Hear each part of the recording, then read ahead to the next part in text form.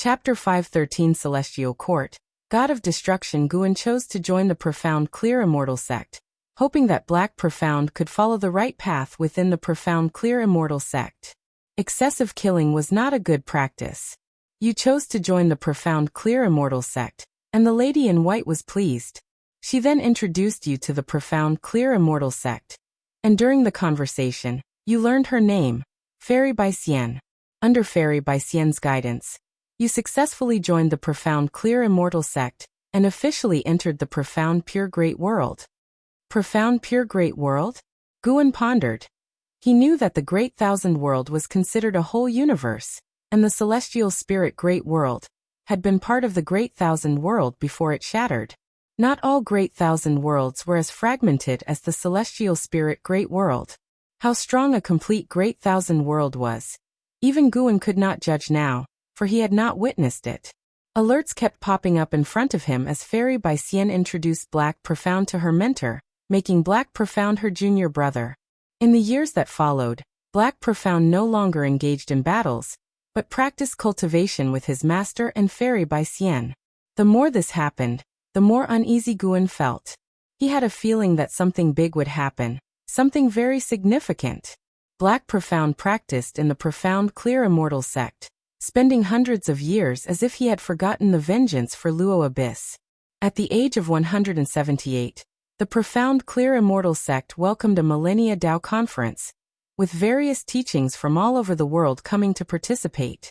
You heard from Fairy by Xian that she admired a man known as Emperor Ziwei, a peerless prodigy. You secretly took note of this name, then inquired about Emperor Ziwei. When the Millennia Dao conference began, you went above the sea of clouds and saw the elegance of Emperor Ziwei among many disciples. This sight made you lose interest in watching the spectacle, and you returned to your cave mansion to continue in seclusion. Then came various cultivation alerts. Guan couldn't help but wonder what kind of elegance Emperor Ziwei possessed. One glance at whom had deeply affected Black Profound. Emperor Ziwei used Emperor in his name, and Black Profound later became the Black Profound Emperor. Could it be because of him? At the age of 214, Fairy by Xian found you and said she was going out for training, expecting to be gone for at least 100 years. You were worried about her and wanted to follow, but Fairy by Xian told you not to worry. Did you choose to insist on following Fairy by Xian? If it had been before, Guan would definitely have chosen no, to avoid falling into a romantic entanglement with his reincarnation body. But he remembered how Yang Xian had to bury his wife, and the two had never been together. Perhaps, constantly preventing it might not be a good thing either. And in this life, Black Profound also had a tough time with no family, no friends, and even his master had died. Setting aside his prejudice against the Black Profound Emperor, Guan decided to truly treat Black Profound as himself, treating everyone equally. He chose to insist on following. You chose to insist on following Fairy by Xian. She looked at you, staring until you felt uneasy. Suddenly, she smiled and said you better not hold her back. Hearing this, a smile also appeared on your face. Looking at your senior sister smiling like the bright moon in the sky, you secretly swore to protect her completely for life. At the age of 215, you followed Fairy by Xian to a sea, where you stopped on a deserted island. Fairy by Xian was preparing to collect herbs on the island, while you meditated on the beach. Later, Fairy by Xian chose to stay on the island, where she began practicing alchemy, and she would let you taste any elixirs she made. At the age of 217, you left the island and ventured further into the sea, where you encountered a human race sea ship surrounded by demon beasts. You chose to help, rarely encountering ownerless demons, unable to resist the urge to kill. Afterwards, Fairy by Xian cautioned you not to create too much slaughter. The Profound Clear Immortal sect was not just a sect of the human race, but also of all living beings without discriminating between races. You promised it wouldn't happen again. Seeing Fairy by Xian admonishing Black Profound, Guan felt that his decision was the right one. Lifespan could be considered as an aid and could be used in many ways, as long as one did not develop a killer instinct. He felt that Black Profound would not give up on lifespan, but as long as there was some restraint, it was also a good thing. Black Profound followed Fairy by Xian traveling around the world, treasure hunting, saving demons and people, exorcising ghosts, their journey brimming with excitement. The two also encountered dangers and had been seriously injured, but luckily, they took care of each other and always managed to turn peril into safety. Fairy Bicien had saved Black Profound, and Black Profound had also saved her. All in all, nobody truly held the other back. At 307 years old, you unexpectedly stumbled upon a battle for treasure, where one party was none other than the Emperor Ziwei, whom Fairy Bicien admired. He fought alone against hundreds of strong immortal Dao cultivators, and ultimately defeated them. Fairy Bicien was amazed, and even you had to admit that Emperor Ziwei was truly powerful. After the battle ended, Emperor Ziwei approached you. He obviously recognized Fairy Bicien, and wished to invite her to his dojo as a guest, but she politely declined. Emperor Ziwei then turned to you and extended the invitation. Would you choose to visit his dojo? No. Not going. Guan made his choice directly. He was somewhat displeased with Emperor Ziwei. Hadn't he seen Black Profound walking with Fairy Bicien? Why interfere? You chose to refuse the invitation to Emperor Ziwei's dojo. Emperor Ziwei did not insist and soon left. You turned to Fairy Bicien, asking her why she did not go. Fairy Bicien looked at him and counter-questioned why they should go. You exchanged smiles, understanding each other without words. At 308 years old, you came to the most magnificent mountain in the land, rumored to house an immortal. Deciding to seek the immortal, you began the ascent but found that you could not use your mana. You had to proceed up the mountain as mere mortals. At 309 years old, after a year's journey, you reached halfway up the mountain and saw a courtyard with an old man resting inside, holding a fan. Surprised, you recognized him as the old Taoist who had wanted to tell your fortune years ago. The Taoist also recognized you, and with a smile he said it was finally time to meet, which intrigued Fairy Bicien. When she learned that you had met in the lower realm, it filled her with respect for the old Taoist. He did not say much more, and threw 2 secret manuals onto the ground before returning alone to his house. You picked up the secret manuals from the ground, and began to study them. At 320 years old, after 11 years of cultivation, you finally perfected one of the divine skills. The old Taoist finally came out of his house, praising you for having a destiny pattern fit for an emperor's path. However, you had suppressed your nature. This caused the still unskilled Fairy Bicien to be confused. Knowing the innate aggressiveness in your bones, Fairy Bicien fell silent, and you were also caught in a dilemma.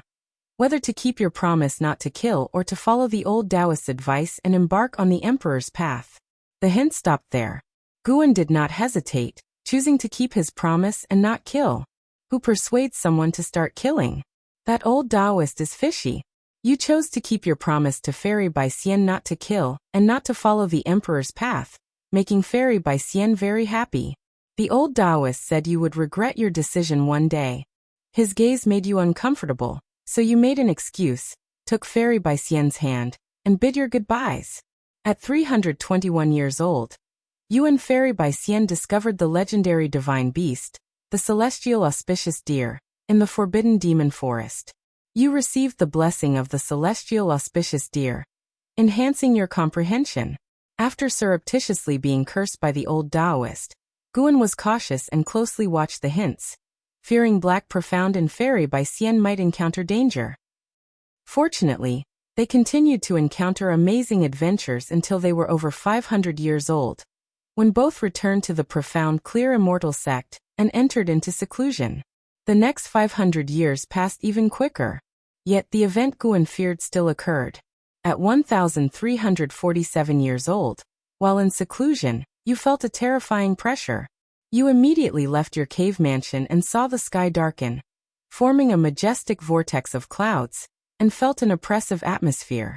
Soon after, you saw a pair of eyes and then heard an authoritative voice claiming he was the god of destruction from the celestial court, stating that there were unusual intrusions in this great world that must be cleansed. As his voice fell and the earth shook, you immediately went to find Fairy Bicien. You managed to find her and wanted to take her to flee, but she decided to stand or fall with the profound clear immortal sect. You were caught in an inner struggle, wondering whether to stay and protect the profound clear immortal sect. Celestial Court, God of Destruction. Guan frowned tightly. This God of Destruction might be a terrifying being like the celestial spirit god, and it seemed the celestial spirit great world had shattered because of the celestial spirit god. How could the profound clear immortal sect resist such a terrifying entity? But how could Black Profound flee and still face the profound clear immortal sect? Forget it. Might as well die together. Consider the million-year lifespan wasted. To embrace death with a loved one, even if life is short, insights can still be obtained. You chose to stay and protect the profound clear immortal sect, which deeply touched Fairy Bai Xian. She seemed to think of something and pulled you flying to a place. On the way, you saw countless great cultivators from the profound clear immortal sect rushing toward the giant eye in the sky, only to be extinguished one after another. This sequence of events made you feel so insignificant. Following Fairy Bai Xian's lead, you discovered that you had come to the cave where you had first crossed into the profound pure great world. Fairy Bai Xian explained that the reason she had recruited you into the immortal sect at first sight was that her deceased father had claimed that this cave held an immortal fate. Someone who had once saved the profound clear immortal sect had emerged from this cave mansion. She hoped you could return to your original world. You said you didn't know how to go back when you saw Fairy Bai Xian pulling out a jade pendant. You felt something was wrong and tried to snatch the jade pendant, but Fairy Bai Xian forcibly pushed you into the cave. She then threw the jade pendant after you into the cave. You felt a familiar and long-missed powerful force behind you. Looking back from afar, you saw Fairy Bai Xian at the cave entrance, her face filled with reluctance as she watched you. Chapter 514. Taoist Emperor, the Unprincipled Immortal. You have returned to the dark great world. Seeing this prompt, Guian's feelings became complex. He had originally thought that Black Profound would die because of Fairy Bai Xian, but he had not expected that in the end, it was Fairy Bai Xian who saved Black Profound. Fairy Bai Xian did not abandon everything for love, nor did she let Black Profound bear her responsibilities. Even Guan was moved by Fairy Bai Xian, and felt that she was worthy of the identity of an immortal sect disciple. Since there was no choice to be made, the prompt continued. Having returned to the dark great world, Black Profound chose the path of extremity, beginning to slaughter demons and slay monsters wildly. In less than a century he had fought his way back to the celestial dark demon sect. He headed straight for the vice sect hierarch, seeking to avenge his master. Everyone who tried to stop him was executed. In the end he brought about the collapse of the celestial dark demon sect. No one dared to block his path, with the sect hierarch himself begging for mercy on behalf of the vice sect hierarch, revealing that the vice sect hierarch was his own younger brother. To this, Guan chose not to show mercy, for Black Profound needed to avenge the Luo Abyss for his master. Besides, without the pursuit of the celestial dark demon sect, how could Black Profound have been forced into the profound pure great world? Good and evil will eventually be repaid. The celestial dark demon sect had this tribulation coming. As for Black Profound, he too would face his karma. If there was cause and effect, even death would only mean his skills were inferior. Black Profound grew rapidly, but he never encountered the other two reincarnations of Guan in the dark great world, Chu Lu and Xiaoxing Tian, which made him doubt whether Black Profound was indeed the Black Profound Emperor. Guan sat up from the tree trunk. He was currently in the dojo. Even if inheriting memories of reincarnation drained spiritual energy, it was like the lifespan barrier, drawing spiritual energy from all directions of great heaven and earth, and would not reveal the location of the dojo. In this world today, every day, there were great cultivators breaking through. The commotion was already significant, so the disturbance caused by inheriting memories would not cause panic among all beings. Down below, Celestial Cyan and Tian Bai were still practicing swordsmanship, and did not notice Guan sitting up. When the prompt regarding reincarnation reached 2,000 years later, Black Profound finally encountered a catastrophe. At 2,132 years of age, you reached the 9th heaven of the immortal path in cultivation level, alarming the whole world. The clouds of tribulation above your head had not yet dispersed when a giant hand reached out from within and grabbed you. Your consciousness fell into darkness. When you awoke, you found yourself lying on a grass field. Opening your eyes, the celestial vault was bright, majestic mountains surrounded you on all sides, and you were in a vast valley.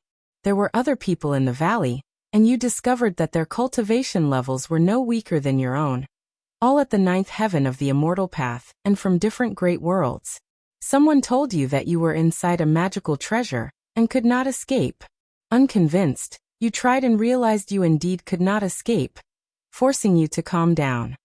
At 2,240 years of age, you tried again to break free, but were once more intercepted by the world's restrictions.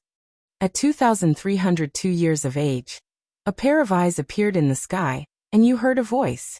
The voice belonged to the master of this piece of great heaven and earth, who called himself the evil emperor. He stated that only one among you could live to see him. You hesitated for a moment before initiating a massacre.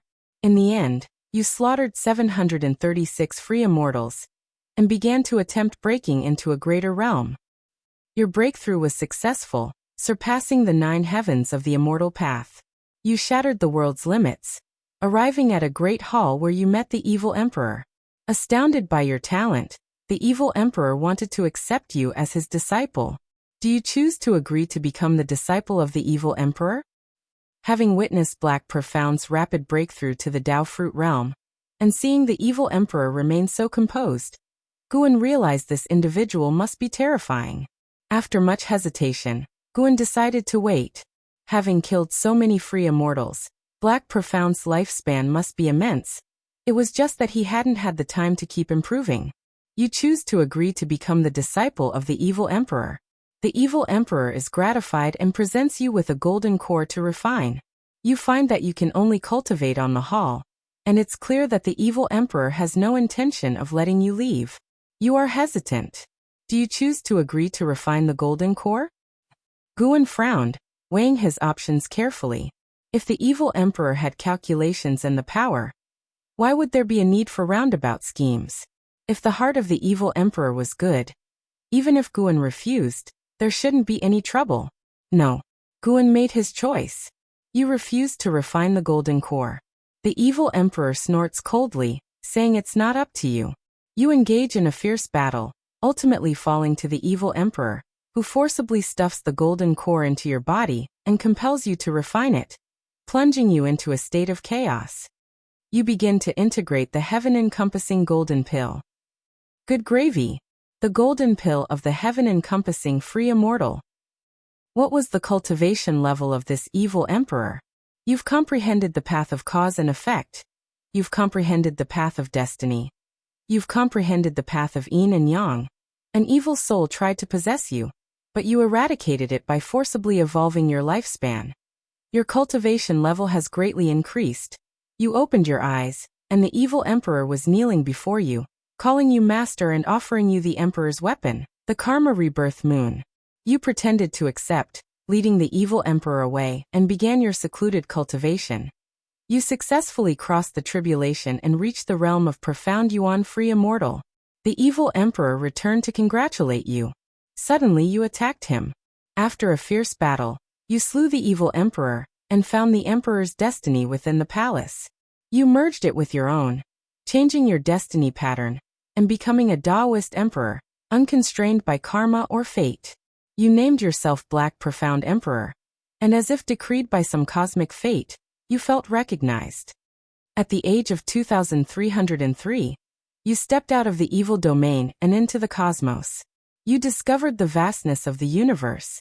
The dark great world was just a fraction of it, and you began to traverse the cosmos.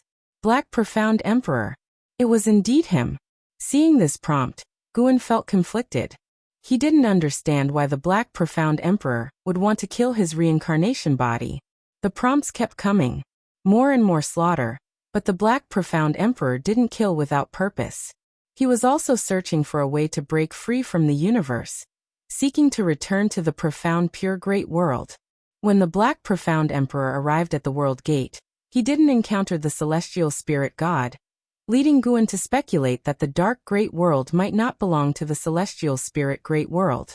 Eventually, the Black Profound Emperor successfully crossed the universe and arrived at the path of the great Tao. Along this path were entrances to different great worlds. The Black Profound Emperor could not discern which great world was the profound pure great world. He could only explore them one by one. The first two great worlds were fine. He could come and go as he pleased, but when he approached the third great world, he encountered karma retribution just as he was about to enter. Even the path of destiny seemed to reject him, something he had never felt before, forcing him to retreat. This set Guan's mind racing. To encounter karma retribution, there must surely be some cause and effect involved. Could it be related to the other reincarnation bodies? In the end, the Black Profound Emperor returned to the profound pure great world, now a wasteland. He wandered between heaven and earth, seeing no living spirits. And when he came to the once thriving profound clear immortal sect, he could not find Fairy by Cien anywhere. The Black Profound Emperor lingered at the ruins of the profound clear immortal sect for a long time. He erected a monument for Fairy by Cien, and just as he was about to leave, an overwhelming oppressive force descended upon him, a presence he could never forget. The Celestial Court, the God of Destruction. Reading this, Guan felt that things had gone awry. He didn't think the Black Profound Emperor was a match for the God of Destruction, especially since the Black Profound Emperor was currently only a profound yuan-free immortal. At the age of 2702, you faced the God of Destruction, prepared to avenge Fairy by Cien. Yet, to your astonishment, you saw a figure appear behind the God of Destruction. It was Fairy by Cien. Her aura was completely different from the one in your memories, cold and detached, making you realize she was a reincarnation of a Celestial Court immortal god. The Celestial Court discovered the anomaly of this great world because of her. Now that she has regained her memories from her past life, her gaze towards you was cold and indifferent. Just when you felt utterly hopeless, the old Taoist who had taught you divine skills appeared and repelled the God of Destruction with a single palm strike, then fled with you from the profound pure great world. During the escape, you learned that the anomaly the God of Destruction spoke of wasn't you, an ascender, but the old Taoist himself, revealing that his Taoist name was the free immortal who exists without the Celestial Court's acceptance, barely surviving within the 3,000 great worlds.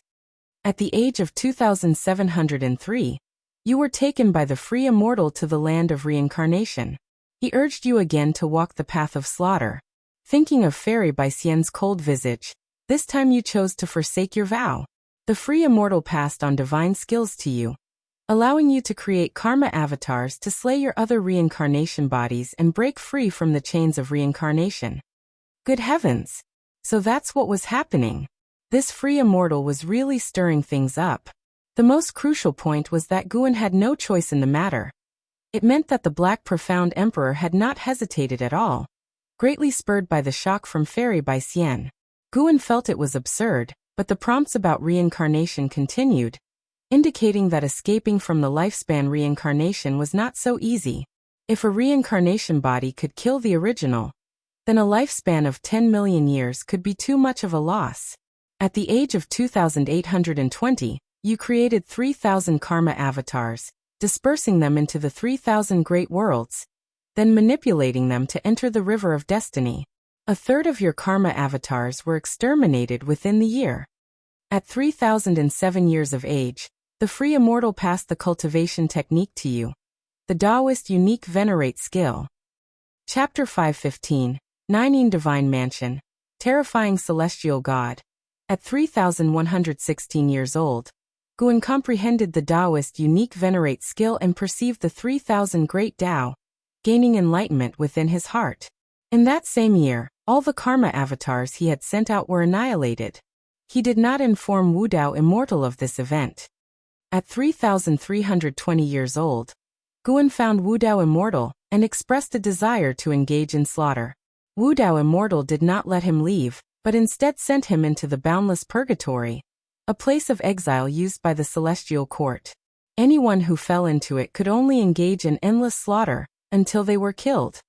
At 3,321 years old, Guan condensed his own Taoist Emperor divine skills. By the age of 3,350, Guan had leveraged lifespan evolution to forcefully enter the heaven-encompassing free immortal realm. He met Emperor Guangyu, and through Emperor Guangyu, he gained a deeper understanding of the boundless purgatory. At age 3362, a powerful being was exiled into the purgatory by the celestial court. Guan witnessed this powerful being besieged, killing gods when gods stood in the way and demons when demons blocked the path. Feeling that he was no match, he stayed away from the battlefield. At 3,400 years old, Emperor Guangyu, with that powerful being, found Guan. This person was known as the Emperor Zhenhai, also a heaven-encompassing free immortal. They prepared to go and slaughter the most terrifying existence in the boundless purgatory, the no-prison demon lord. At 3,401 years old, the three of you found the no-prison demon lord. However, you were no match for him. After being repeatedly heavily injured, Wu Dao Immortal suddenly appeared at the critical moment. Unexpectedly, he was acquainted with the no-prison demon lord. The no-prison demon lord looked at you and forced you to choose between Emperor Guangyu and Emperor Zhenhai, with only one of them being able to survive with you. You fell into a dilemma. It was time for Guan to make a choice, and he secretly breathed a sigh of relief. He still had a choice to make, which meant that the reincarnation body was still under the control of the lifespan reincarnation. Choosing between Emperor Guangyu and Emperor Zhenhai was easy. After all, he knew Emperor Guangyu better because of Black Profound. Guan immediately chose Emperor Guangyu. You chose to let Emperor Guangyu live. Yet the no-prison demon lord did not slay Emperor Zhenhai, but instead took him as a subordinate. You and Emperor Zhenhai exchanged glances, feeling the hostility from the other. Afterwards, Wu Dao Immortal brought you back from the boundless purgatory to the land of reincarnation. At 3,500 years old, you took advantage of Wu Dao Immortal's absence and stealthily left his dojo, embarking on your own adventure in the land of reincarnation. At 3,501 years old, you encountered a ghost immortal from the Nine Divine Mansion, sustaining severe injuries and having no choice but to leap into the netherworld. You began your reincarnation. Nine Divine Mansion? A mere ghost immortal could heavily wound the Black Profound Emperor. A heaven-encompassing free immortal? Guan grew even more wary of the land of reincarnation. During his previous breakthroughs in the land of reincarnation, he had always felt an eerie chill, as though something immensely terrifying was hidden in the dark. After reincarnating, it was a new life, but the Black Profound Emperor still retained the ability of lifespan evolution. However, the reincarnation body was distinctly different from Guan. They lacked the various lifespan abilities and could only use lifespan evolution to enhance their cultivation level and Taoist techniques. Not like Guan, who controlled life expectancy prediction, lifespan barrier, lifespan simulation, and other abilities. Every time the Black Profound Emperor made a breakthrough, he would suffer attacks, exactly because he lacked the lifespan barrier. In this life, the Black Profound Emperor achieved the Nirvana realm before he turned 1,000 years old. Then he began to regain his memories, and after sweeping away his enemies in a single lifetime, he stepped out of the path of reincarnation at the age of 2,000 and returned to the land of reincarnation, restoring his cultivation as a heaven-encompassing free immortal. Free from the harassment of the ghost immortal, the Black Profound Emperor continued to advance. In this way, the Black Profound Emperor began his own adventurous life. He no longer dwelled on Fairy by Xian, but he would go to explore the existence of the celestial court. In future hints, he would meet women who moved his heart, but Guan rejected them on his behalf. One profound experience was enough. Guan continually made choices on behalf of the Black Profound Emperor, and each choice reinforced his own confidence. He had indeed been bluffed by Wu Dao Immortal before, as if the reincarnation body would devour its master. Before he knew it, the Black Profound Emperor reached 1,000,000 years of age. He had been holding off breaking through to the innate golden immortal realm, and Guan felt he must be wary of something. Finally, the Black Profound Emperor began his breakthrough. At 1,008 years old, you started your breakthrough and succeeded in surpassing the free immortal status to achieve the golden immortal Dao fruit. You encountered an attack from Wu Dao Immortal, who wanted to take possession of your physical body. You employed your divine skills and leaped to another great world, with Wu Dao Immortal in hot pursuit. You have come to the celestial spirit great world. You realize this great world has already shattered, and so you rush toward the world gate, wanting to flee to a stronger great world. as the godless immortal continuously attacks you. You encounter an attack by the celestial spirit god. You are severed in two by a single axe blow from the celestial spirit god. You immediately resist, but the celestial spirit god swings the axe again and slays you, destroying both body and spirit.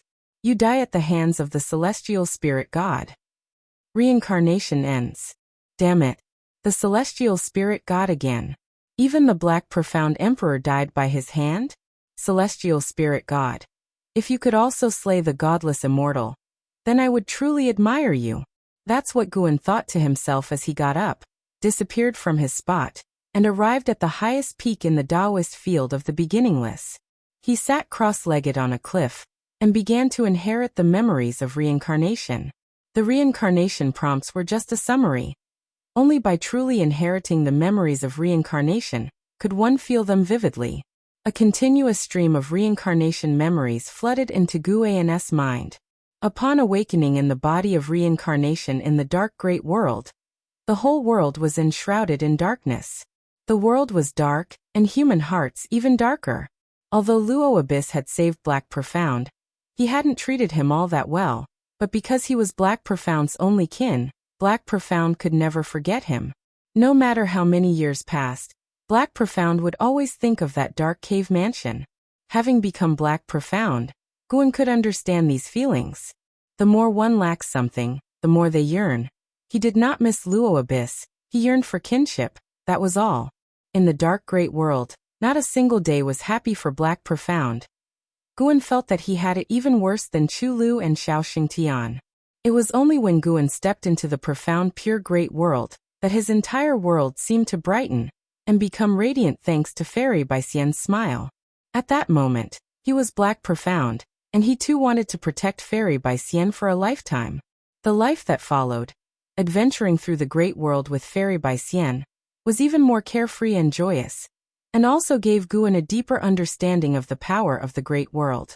In the profound pure great world, the 9 heavens of the immortal path were not a secret to sentient beings, and there were even transcendent beings who surpassed the 9 heavens of the immortal path, active in the world, each an overlord and a great power of the world.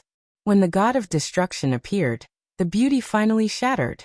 Guan stood in front of his cave mansion, looking up at the visage of the god of destruction, truly a sight of awe-inspiring power. Even the skies of the great thousand world could not contain the god of destruction. How powerful the profound clear immortal sect was. Yet those who surpassed the 9 heavens of the immortal path fell one after another in their assaults on the god of destruction. As futile as mantises trying to stop a chariot, moths to a flame, utterly powerless. Afterward, Guan began to experience more peril. When the godless immortal brought him to the land of reincarnation, and he started to cultivate his karma avatars, he caught a glimpse of the greed hidden deep in the godless immortal's eyes, which briefly exposed itself. When all 3,000 of his karma avatars were annihilated, even without the memories of that moment, he could still feel something. There was no so-called transcendence. To annihilate one's own reincarnation bodies in other spacetimes and great worlds only eliminated karma, and for each one destroyed, one would suffer from karma retribution, a pain that Guan could feel. Life is vast. Looking back, it seems like smoke in clouds. When Guan reached the end point of this life, he once again felt the might of the celestial spirit god, whose power was extremely terrifying, much more than what it seemed on the surface. Before his death, as his divine soul was not yet completely dissipated, Guan saw the celestial spirit god swing his axe at the godless immortal, successfully decapitating him.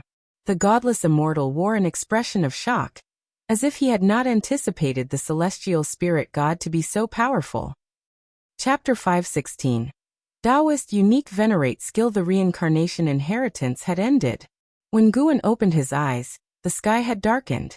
He looked up to see the night sky sparkling with stars, making him feel as if a lifetime had passed. The memories from Black Profound Emperor's million-year reincarnation had completely merged into his soul. It was as if he had truly lived through those million years. Dark Great World, Profound Pure Great World, Path of the Great Tao, Land of Reincarnation. He had truly become the Black Profound Emperor, the two merging into one. The so-called reincarnation body is actually just the same soul, merely manifesting under different Tao rules. A reincarnation body can kill another reincarnation body, but it cannot kill the primordial soul. If the primordial soul perishes, all reincarnation bodies will cease to exist. It seemed that Black Profound Emperor realized this, which is why he stopped releasing karma avatars. As to whether Black Profound Emperor could differentiate if he was the primordial soul, Guan couldn't judge. But in fact, for a reincarnation body, it doesn't matter whether it is the primordial soul or not, as it does not affect the reincarnation body's ability to live. The primordial soul could even become a reliance for the reincarnation body. God of Destruction had Black Profound Emperor destroy all other reincarnation bodies, just so he could escape all karmic ties, and then possess a body to evade the celestial court's pursuit. Regrettably, what God of Destruction didn't understand was that Black Profound Emperor's reincarnation body operated differently from what he perceived as reincarnation. Gu An's lifespan reincarnation was not bound by the Tao rules. No one could therefore infer his reincarnation body and primordial soul through Black Profound Emperor. This life, Black Profound Emperor had helped Guan understand the Great Thousand World, path of the Great Tao, and land of reincarnation, even revealing to him other paths of cultivation. Taoist Emperor. The Taoist Emperor is a branch in the path of cultivation, anchored in the Great Tao, obtaining the power of the Great Tao at an earlier realm, becoming an existence that realms cannot measure. To become a Taoist Emperor, one must gain the acknowledgement of the Great Tao, an exceedingly arduous task. Black Profound Emperor also became a Taoist Emperor through the inheritance left by the evil Emperor. The world established by the Great Tao is truly boundless. Even an innate golden immortal is not enough to comprehend the true essence of the Great Tao. Footsteps approached from behind, interrupting Gu An's thoughts. Shenzhen came and sat in front of him, curiously asking, "What's wrong? You've been here all day and night." She had watched for a long time, and approached only after seeing Guan slightly move. Guan turned his head to look at her and smiled. "Naturally, I am comprehending the natural order of the universe." Seeing the smile on his face, Shenzhen breathed a sigh of relief. She took out a painting scroll, then unfurled it. It depicted Gu An's silhouette, looking so somber, radiating a morose and eerie aura of death. "This is a painting I made of you earlier. During the process I saw some visions," Shenzhen said cautiously. This piqued Gu An's interest. Could she have seen his reincarnation memories? "What did you see?" Guan asked with a smile, his smile also easing Shenzhen's nervousness. Previously, Gu An's silhouette had brought immense pressure on Shenzhen, instinctively terrifying her.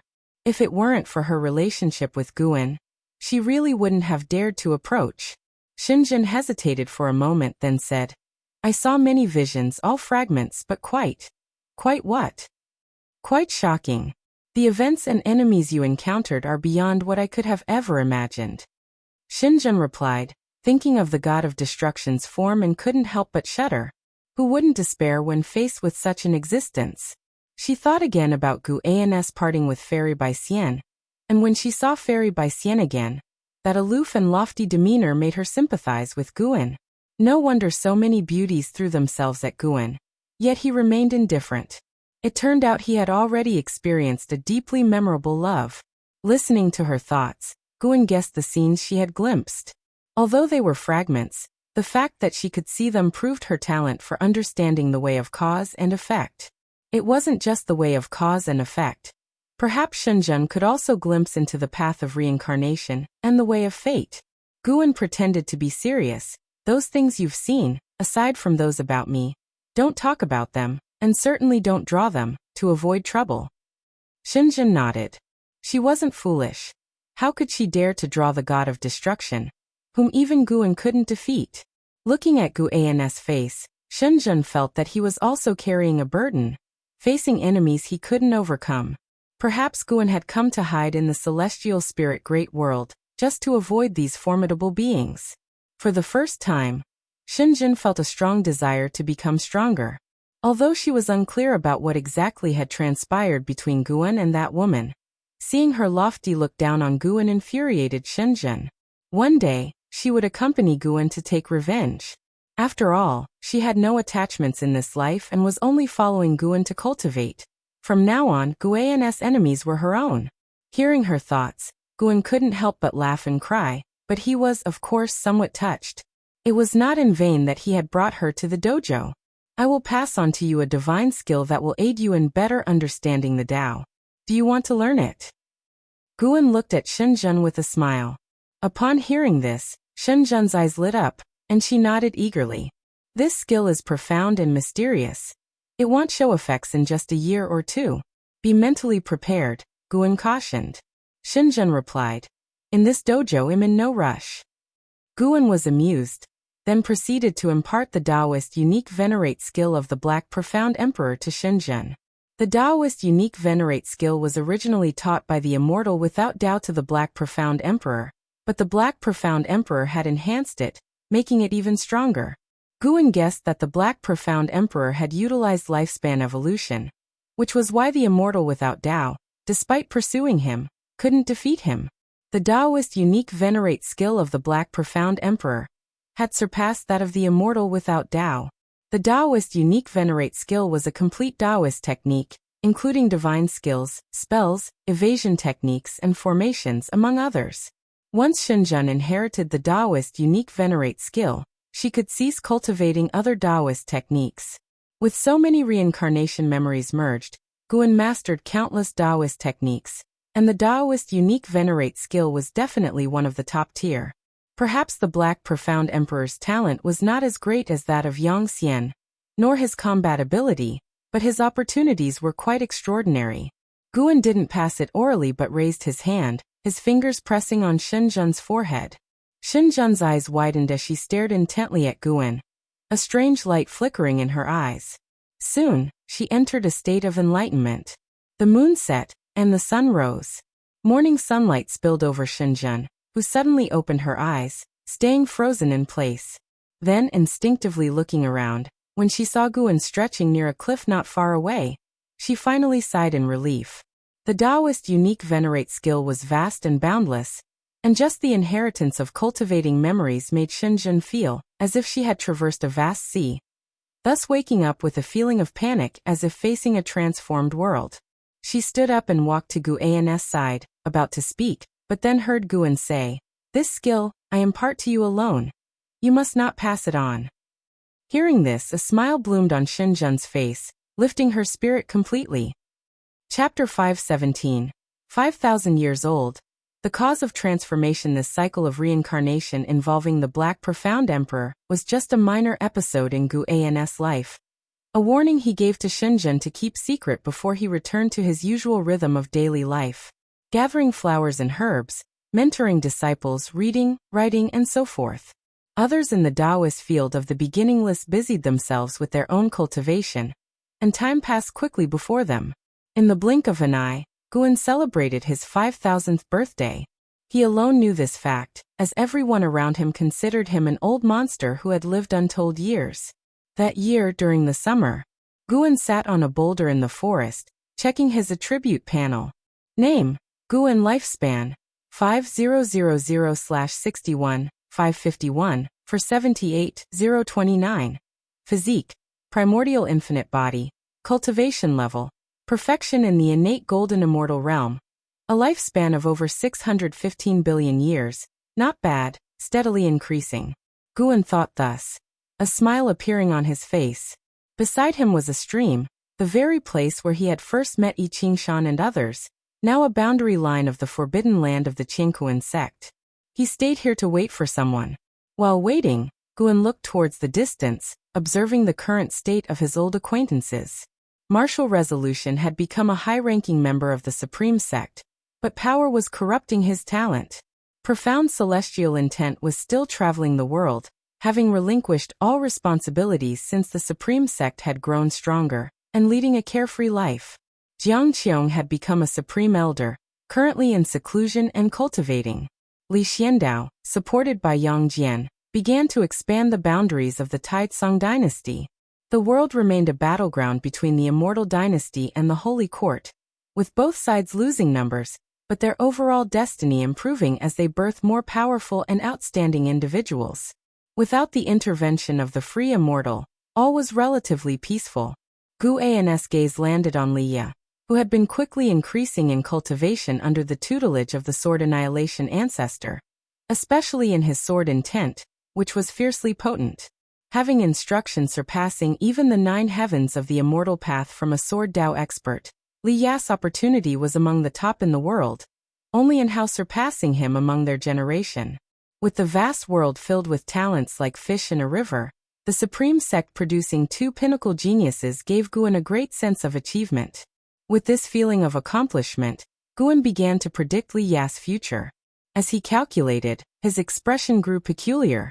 Such a possibility. Guan thought of the celestial Dao Golden Core and the Sword Annihilation ancestor, feeling that such a future was indeed reasonable.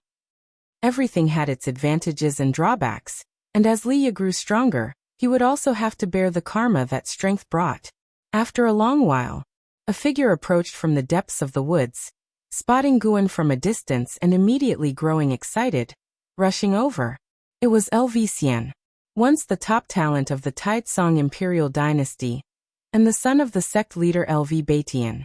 He reached Gu An's side, looking at him, extremely agitated and somewhat at a loss. Guan. LV Xian was so excited he didn't know what to say. Guan looked at him, sizing him up and down and smiled. No need to be nervous. Since you've crossed heaven and earth to get here, I naturally will fulfill my promise. Hundreds of years ago, Guan heard LV Xian calling out to him. It turned out that LV Xian had challenged Yang Jian and suffered a devastating defeat, which hit him hard. Thus, he thought of seeking Gu An's help, considering Yang Jian was Gu An's disciple. He knelt in his own cave mansion, begging Guan to teach him. After all, with a friendship spanning over 4,000 years, Guan couldn't bear to refuse him, even if only out of respect for LV Baitian. So Guan allowed him to come on his own while strictly forbidding him from revealing the matter. Thus, LV Xian crossed continents and oceans, and even with the cultivation level of the Nirvana realm, it still took him hundreds of years to reach the 9-spirit continent. Along the way, he faced numerous hardships and experienced both resentment and affection. Can I follow you and cultivate now? LV Xian asked, his eyes burning with eagerness. Guan smiled and raised his hand towards a nearby stream, saying, You must think carefully. Once you cross this stream, there will be no turning back. Until the catastrophe of heaven and earth ends, you cannot leave my Taoist field. It's an incredibly long period, long enough to turn anyone you care about into dust. Upon hearing this, LV Xian's brows furrowed tightly. Many faces flashed through his mind, but after only a moment's hesitation, he stepped forward and crossed the stream. He turned his head to look back, gazing at the woods behind Guan as if a weight had been lifted off his shoulders. Guan stood up, crossed the stream as well, and passed him by, heading toward the Taoist field of the beginningless. LV Xian hurriedly followed, but he couldn't help turning his head back again. In a daze, he saw a beautiful figure standing across the stream, her face bright with a radiant smile looking at him, causing a tremor in his pupils. LV Xian took a deep breath, decisively turned his head away, and quickly caught up with Gu An's pace. Guan pretended not to notice his struggle, and began to introduce him to the nearby mountains and forests. LV Xian listened intently, but couldn't stop thinking about that woman. Had he truly said goodbye forever? Yet, compared to romantic attachments, he could not accept mediocrity even more. He was born to be an immortal. Guan walked slowly, and his voice gradually soothed the waves in LV Xian's heart. When they returned to the Taoist field of the beginningless, a figure appeared out of nowhere in front of them. It was the Blood Prison Great Saint. The transformed Blood Prison Great Saint looked at LV Xian and sneered. Didn't expect you to come. Let's have a match. He had long wanted to fight LV Xian. LV Xian clearly remembered the Blood Prison Great Saint, and immediately agreed to the challenge without hesitation. Thus, completely pushing his worries aside, Guan raised his hand to create a barrier, allowing the two to enter and fight to their heart's content. Once they entered, they immediately unleashed their auras, which also alerted the others in the dojo since they were unfamiliar with LV Xian's aura, and couldn't help but overthink. One figure after another appeared beside Guan, inquiring about LV Xian's identity. Guan briefly introduced him, and when they heard that Guan had personally brought LV Xian in, They dismissed their concerns and began to look forward to his performance. Chen Chuan felt Lv-Xian's aura and secretly marveled. As they were both in the Nirvana realm, he felt he was probably no match for Lv-Xian. Celestial Demon Child, Celestial Cyan, Tian Bai, and Ghost Mother of Ephemera also felt a sense of awe. Jiang Shi and Sheng Tian watched the fight earnestly, hoping to learn. Shen Zhen came up to Guan and whispered, "His karma and destiny are changing rapidly." Guan glanced at her, but did not respond. Indeed, there were changes. The changes were due to Guan cleansing Lv-Xian's karma to prevent powerful beings from using him to predict the presence of the Taoist field of the beginningless. Better safe than sorry. Even though Guan was already an innate golden immortal, he still acted cautiously. Guan looked at Lv-Xian, his eyes revealing a hint of expectation. Meanwhile, far across the realms, Leah arrived in front of the 9 Extremes Sacred Heart Sword. The area was an open forest, and the Sword Annihilation Ancestor stood nearby, watching Leah.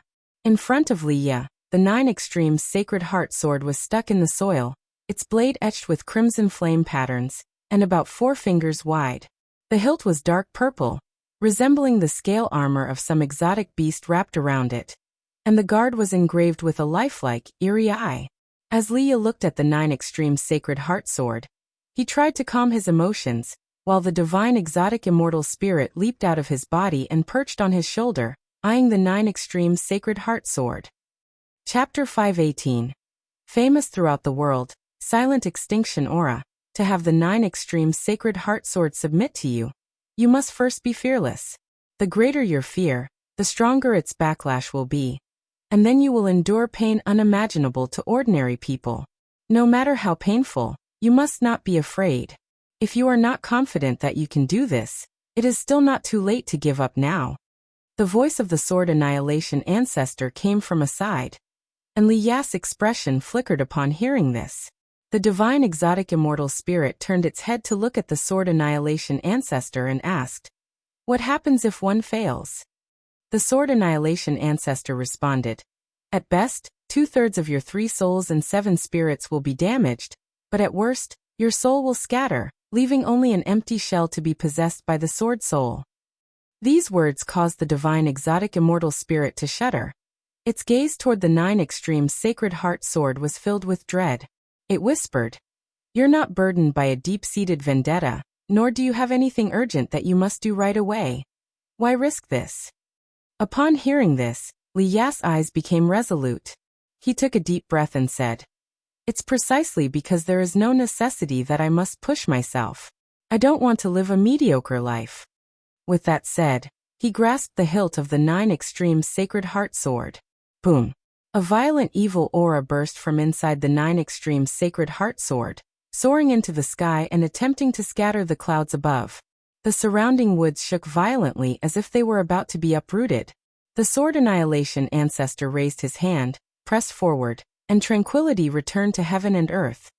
The nearby trees no longer trembled, and a ring of chi force appeared around Leah.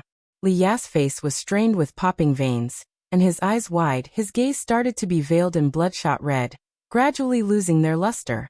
"Young one, why do you wield the sword? What is the killing intent in your heart? Whom do you wish to kill? Why are you discontent? Who do you resent? It seems you're fearing something."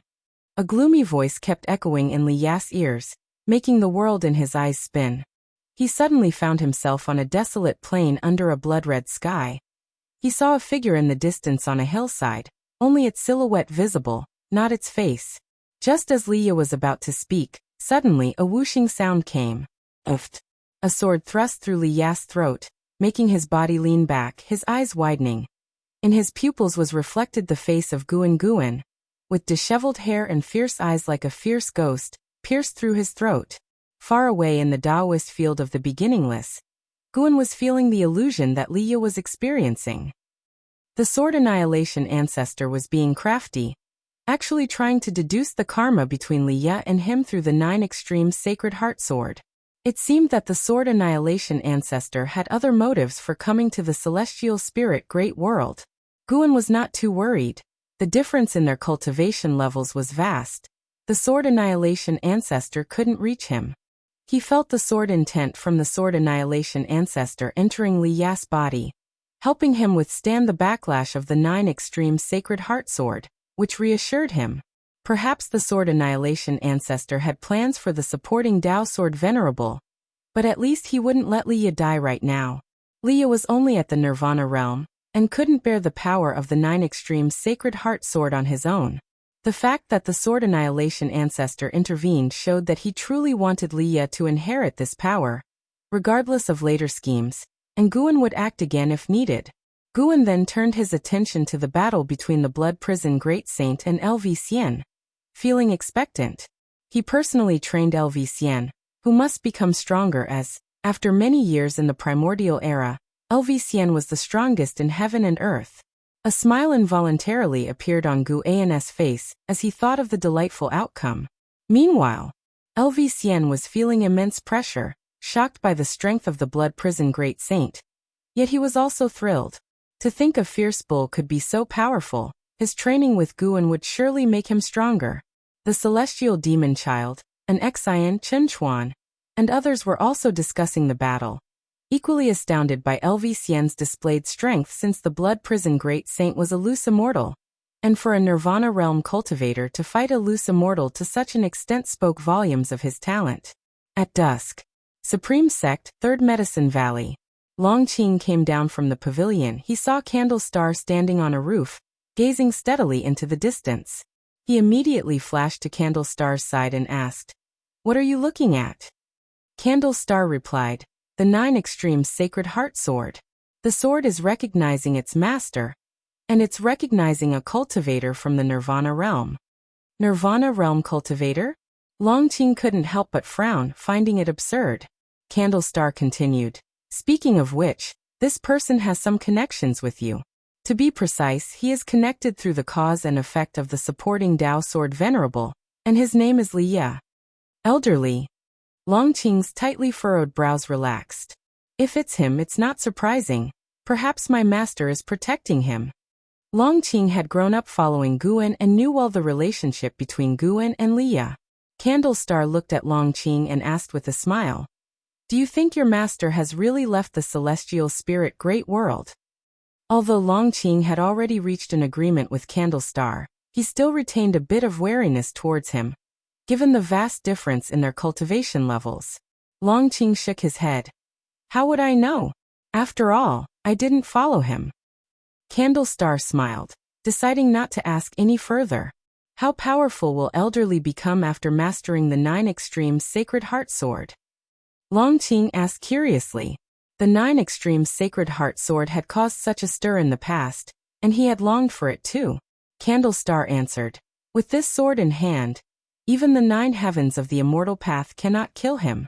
However, the extent of the power he can wield reaches only as high as the heaven and earth flying immortal realm." Long Qing fell silent, his eyes filled with envy and astonishment. This was akin to soaring to the skies. It seemed Elderly was going to become famous throughout the world. As the years flew like an arrow, another millennium passed.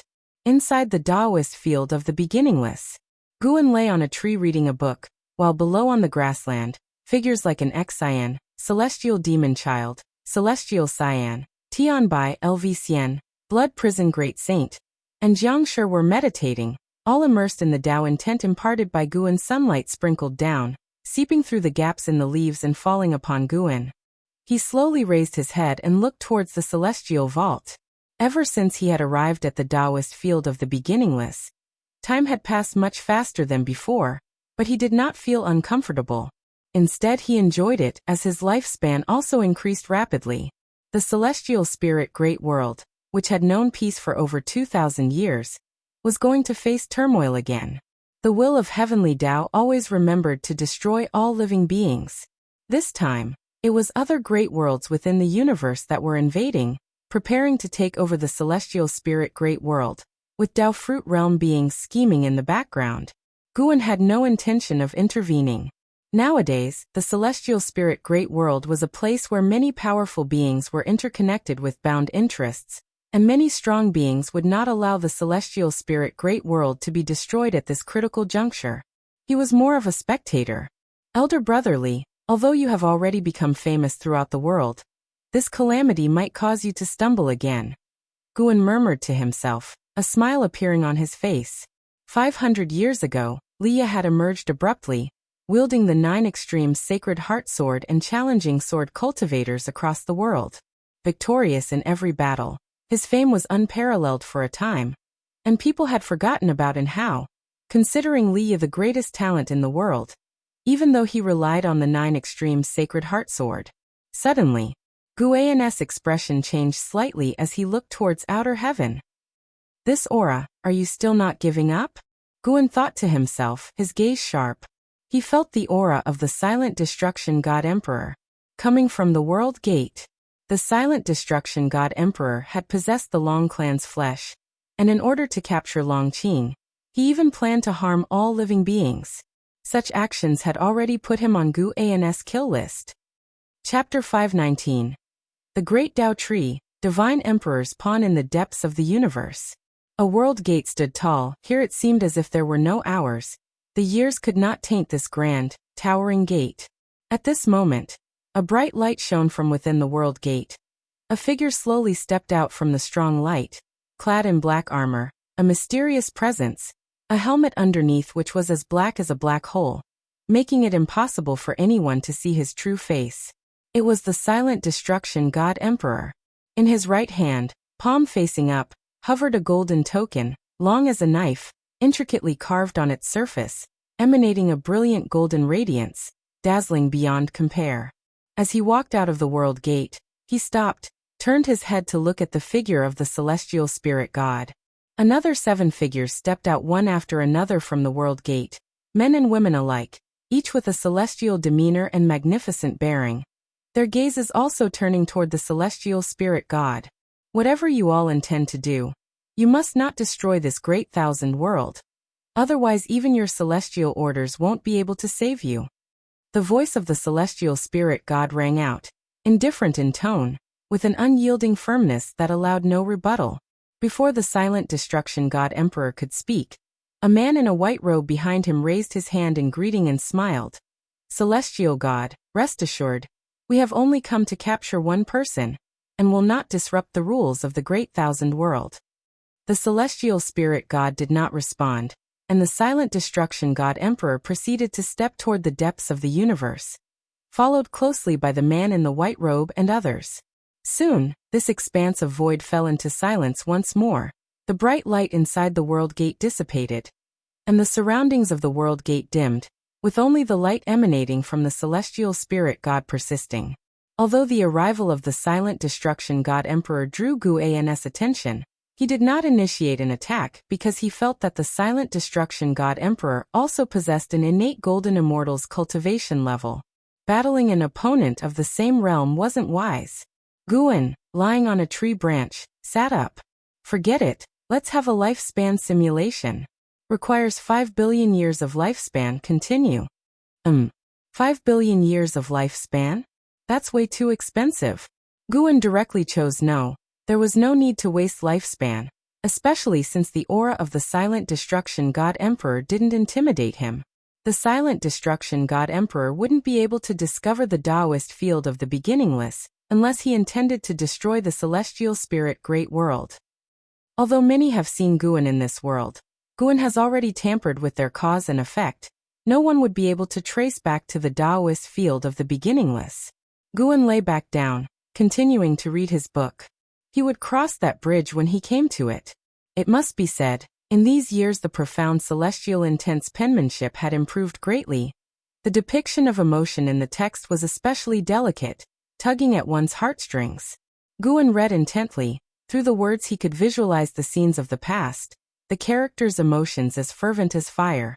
The sun set and the moon rose. A full 5 days passed, and Xian and others finally woke up one after another, which was because Guan had withdrawn his Tao intent. Seeing Guan sleeping on the tree, they all stood up and paid their respects before leaving in small groups, whispering their insights to each other. After they all left, only then did Guan open his eyes. His gaze turned toward the celestial vault. The silent destruction god emperor had arrived at the celestial spirit great world with his 7 subordinates. They did not go to the supreme sect but joined the holy court instead. Could it be that their target was not to eliminate Longqing? Longqing's identity had already been exposed.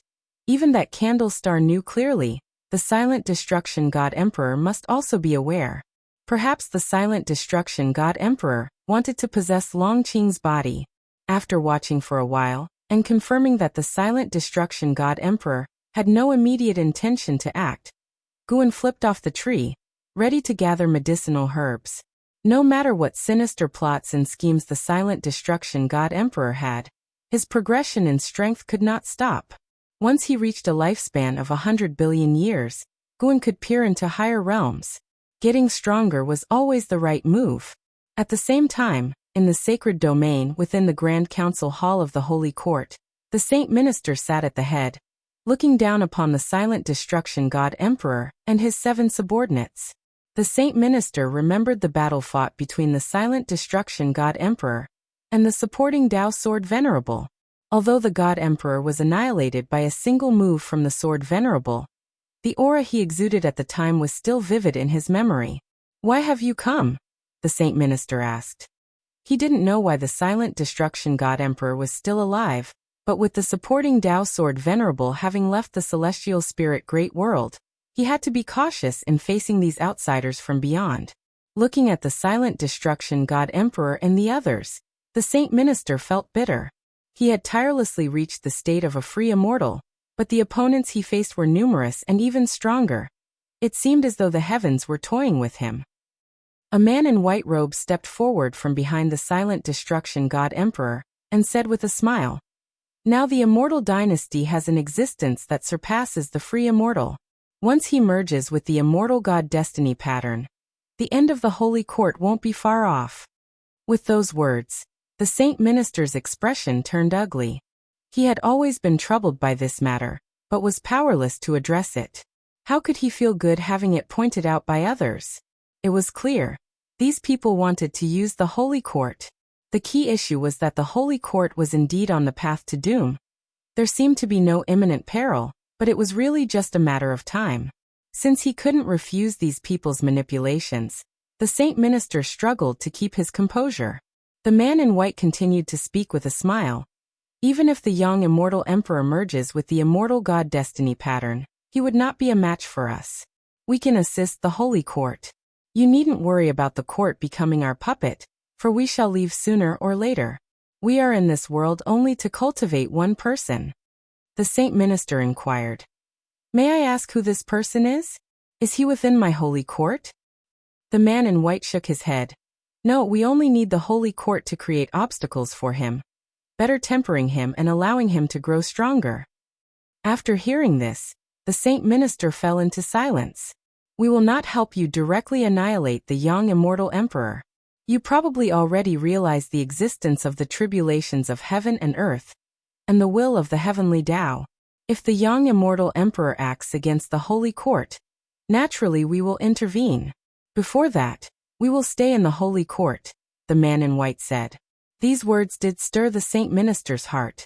He could sense that this group was very strong, each one giving him the same feeling he got from facing the supporting Tao sword venerable.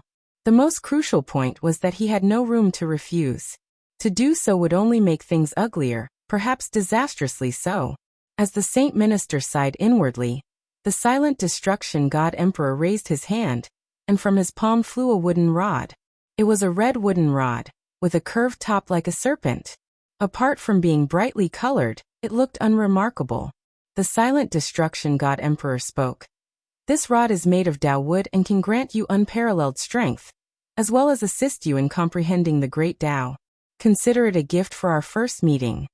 The Saint Minister started to speak, but the red rod suddenly flew in front of him. The immense pressure changed his complexion. He sensed the profound Tao intent within the rod, and his eyes widened in shock. Such a treasure! The Saint Minister looked at the silent destruction god emperor and asked, Who exactly are you?" The face of the silent destruction god emperor was shrouded in darkness, as if he were the most mysterious being in the world, and he responded, "The silent extinction domain was my creation, and silent extinction is my name." The Saint Minister opened his mouth, his face etched with disbelief. In a valley, the immortal seeker sat beside a lake, gazing at the bright day sky, murmuring, "It seems that I still can't let go. Whose chess piece are you?" Zhu Shi, who sat meditating in the middle of the lake, opened her eyes and glanced at him, asking, "Whom are you talking about?" "The one who created the Qi of annihilation." "The Divine Emperor? Someone of his caliber is also a chess piece?" "Indeed, he's been tirelessly working for the bloodline of the Long clan. He's either being driven by someone behind the scenes or pressured by an even greater force. The waters of this world are becoming muddier, and when the heaven and earth Tao fruit appears, your pressure will only increase." With that said, the immortal seeker's face took on a teasing expression. Zhu Shi hummed, "The Taoist unique venerate skill you passed on to me is so powerful, and with my talent I'm not afraid." Chapter 520. Inheritance, the Thousand-Year Battle. The Taoist unique venerate skill is indeed formidable. If one can grasp its essence, dominating a corner of the great thousand world would not be an issue. However, this skill is not so easy to cultivate. The immortal seeker said nonchalantly as his thoughts lingered on the distant holy court. He knew very well how powerful the silent destruction god emperor was, and for that reason he felt the situation in the world was spiraling out of control. He was only a reincarnated being. He could not intervene in the workings of the heavenly Tao. His role was to assist others. But no matter how great the opportunity he provided Zhu Shi, for her to possess the strength to contend with the silent destruction god emperor before the change of the era was utterly impossible. After Zhu Shi mentioned the Taoist unique venerate skill, her confusion resurfaced. She asked, "What exactly is the origin of the Taoist unique venerate skill? In the process of cultivating it, I saw many figures. If they all practice this skill, do they belong to the same sect?" The immortal seeker looked at her and smiled. Not just anyone can cultivate the Taoist unique venerate skill. This skill is passed down in a single lineage, and I too have only received its technique, never having cultivated it myself. Zhu Shi pondered this after hearing his words. The immortal seeker stood up and said, "Continue with your cultivation. I'll step out for a bit." Zhu Shi did not inquire further, but closed her eyes and continued to perceive the Taoist unique venerate skill. Even though she had regained her memories of Shengtian, her interest in the Taoist unique venerate skill remained. With her talent, comprehending the Taoist unique venerate skill still proved to be a struggle, which was enough to indicate the unfathomable depth of this skill. The arrival of the silent destruction god emperor and others did not change the overall situation of the world. Against the backdrop of strife between the Holy Court and Immortal Dynasty, prodigies rose, and great cultivators who had been in seclusion for long periods broke through their limits, reaching higher realms, shaking heaven and earth.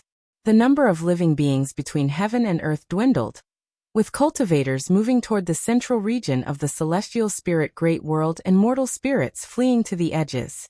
The number of mortals on the nine-spirit continent was increasing, leading to sects springing up like bamboo shoots after a rainstorm, and even demons began staking out their territories.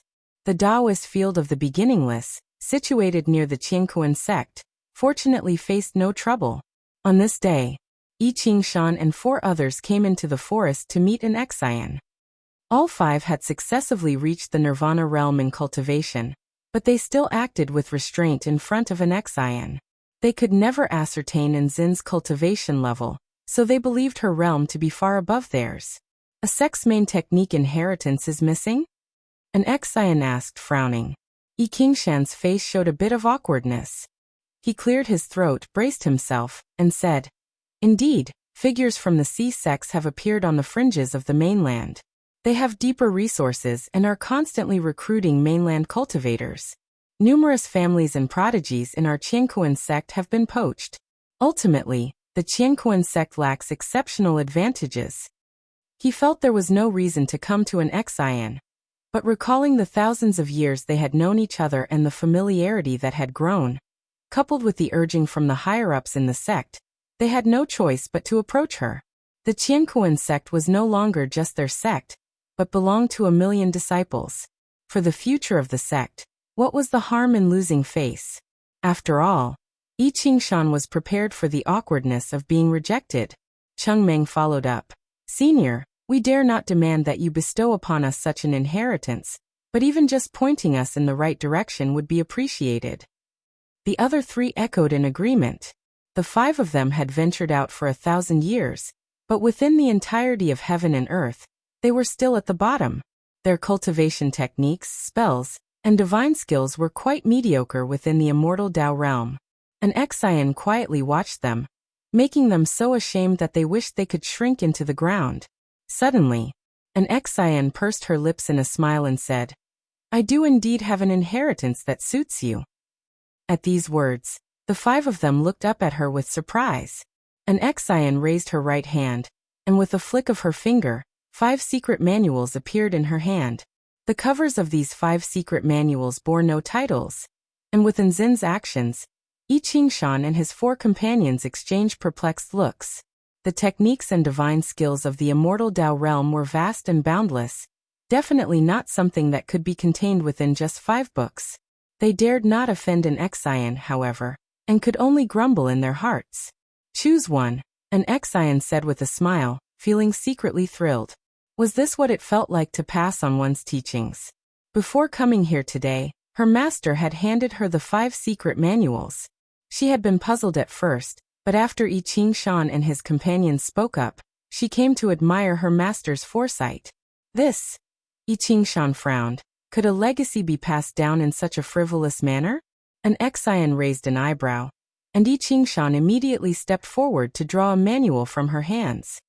Seeing this, an Xian put the other 4 manuals into her sleeve and turned to leave, leaving behind a final remark. This cultivation technique will now be the main technique of your Qiankuan sect. I hope you will use it for good. Hearing this, I Ching Shan and the others hastily paid their respects and watched her figure disappear into the depths of the forest before they gathered to examine the manual. I Ching Shan opened the first page and read aloud. Heaven and Earth Primordial Skill. Qiankuan? It does suit our sect's name, but Gu Chongxing hesitated. He wanted to say an Xian was playing a trick on them, but feared being overheard by her. I Ching Shan turned to the second page, and instantly, a burst of golden light emanated from within, enveloping the 5 cultivators. Their expressions changed dramatically, and their gazes became distant and unfocused. By the lakeside, Guan was sparring with Chen Chuan in swordsmanship. Having reached the immortal Tao realm, the actual moves were no longer important, but Guan used them to guide Chen Chuan toward Sword Tao enlightenment. Chen Chuan had an extremely high comprehension of Sword Tao. Each year, he could feel himself growing stronger, but whenever he sparred with his master, he felt his own Sword Tao was childlike and posed no threat to his master. Guan held the Cyan Hong sword with the blade sheathed, countering Chen Chuan's sword techniques with just the scabbard, and leading him into other moves. At a glance, Chen Chuan seemed like a puppet effortlessly manipulated by him. LV Xian sat under a tree not far away, intently watching, seeking to understand Guan's Sword Tao. Though he did not specialize in Sword Tao, having seen the 3,000 Great Tao, he believed he could gain insight by analogy. After a while, Guan pressed the scabbard to Chen Chuan's forehead, immobilizing him, signaling the end of their sparring session. Chen Chuan let out a sigh of relief, a smile spreading across his face. Master, I understand now. Guan sheathed his sword and then beckoned to LV Xian, who immediately ran over. What do you think about holding a contest in our dojo every 1,000 years, where except for me, all of you participate? Guan asked with a smile. Hearing this, both LV Xian and Chen Chuan's eyes lit up. They both harbored competitive spirits and were naturally eager to prove themselves before their master. The two agreed without hesitation, even somewhat impatient to start. Guan had suggested this because everyone in the dojo had already reached the Nirvana realm, and there were no particularly weak practitioners. Moreover, each one had received his personal teachings, and the Taoist techniques and divine skills they possess were distinct. Of course, besides applying pressure to his disciples, he also wanted to liven things up. It won't be a contest of who's strongest. Each time, I will personally select your opponents. You only have to fight one battle, and after 10,000 years, you all will inevitably have faced each other, Guan said, still smiling. LV Xian and Chen Chuan naturally had no objections, and we're already looking forward to it. I'll tell you in advance, you two will be each other's first opponents, Guan said with a chuckle. Upon hearing this, LV Xian and Chen Chuan instinctively looked at each other. Then after their initial shock, a fighting spirit and confidence ignited in their eyes, each believing they could win. Chapter 521. The shock of candles star. The arrangement for the once-in-millennium combat spread quickly throughout the Taoist field of the beginningless, invigorating everyone. Staying within the dojo, they spent most of their time in cultivation, which inevitably could become monotonous, so having something to look forward to was naturally good. Plus, they wanted to test the results of their cultivation. Unlike casual sparring, a combat hosted by Guan was sure to be taken seriously. Even an Xian wanted to see how strong she could be when she went all out. At dusk, the forest swayed gently with the wind, quiet and exquisitely beautiful. Can I participate too? The ghost mother of ephemera, dressed in black, stood beside Guan and asked excitedly. Guan was admiring a newly matured spirit flower. He replied, "Would I really be playing a trick on you?" The ghost mother of ephemera's heart raced. She understood what participating in the combat meant. It meant that Guan had accepted her. As she excitedly moved to kneel, an invisible force stopped her. I've said before, within the Taoist field of the beginningless, there is no need for such formalities, Guan said, his face showing satisfaction. The quality of this spirit flower was good. It could be transplanted to his study. The ghost mother of ephemera nodded, her heart pounding fast. After the joy, she felt pressure. The people at the dojo were not simple. Guan didn't pay attention to what she was thinking. Taking the spirit flower, he left, while the ghost mother of ephemera still respectfully bowed to his retreating figure. This is an opportunity one cannot miss. Her eyes sparkling, she felt a surge of power throughout her body. In the Taoist field of the beginningless, there was no lack of heavenly materials and earthly treasures, and with a great power like Guan as a mentor, the so-called loss of freedom, she thought, was not permanent. As long as she performed well, there would come a day when Guan would need her, send her on missions, and then she could return to the delights of the human world. In the blink of an eye, another 100 years passed. The autumn wind blew into the third medicine valley of the supreme sect where LV Batian, with his white hair, stood in front of a medicine garden. Looking at the medicinal herbs, he seemed to see a blurred figure. It was as if a scene from long ago overlapped before his eyes. Long Qing came to his side and asked, "Sect leader, what are you thinking about? You're not reminiscing about my master again, are you?" "Don't worry, he's definitely fine." LV Batian came to his senses and looked at Long Qing, his face involuntarily forming a smile. He felt that Long Qing was very much like Guan, not just in stature but also in appearance. Guan had many disciples, but only Long Qing resembled him. He couldn't help but suspect that Long Qing might actually be a child Guan had left in the outside world. Perhaps there was a story behind it, and that's why Guan had not made clear his relationship with Long Qing. Because of such a suspicion, LV Batian felt close to Long Qing, and had already started to consider him the successor as sect leader.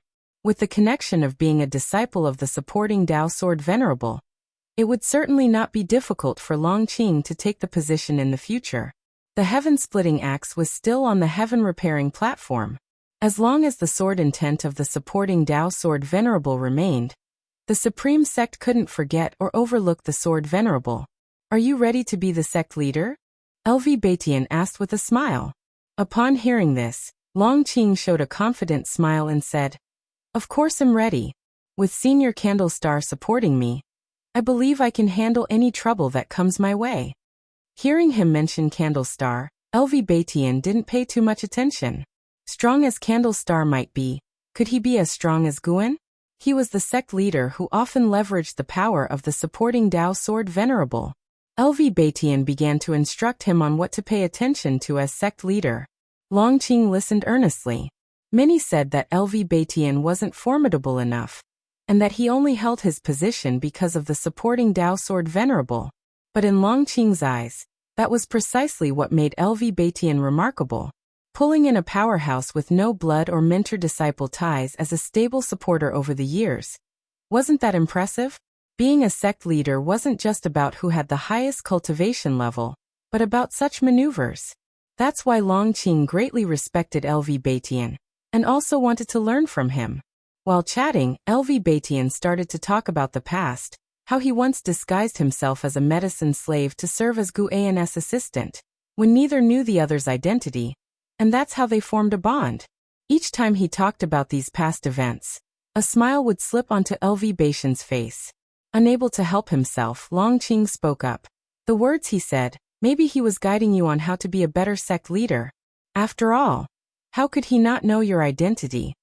LV Batian paused momentarily, and then chuckled, shaking his head. Indeed.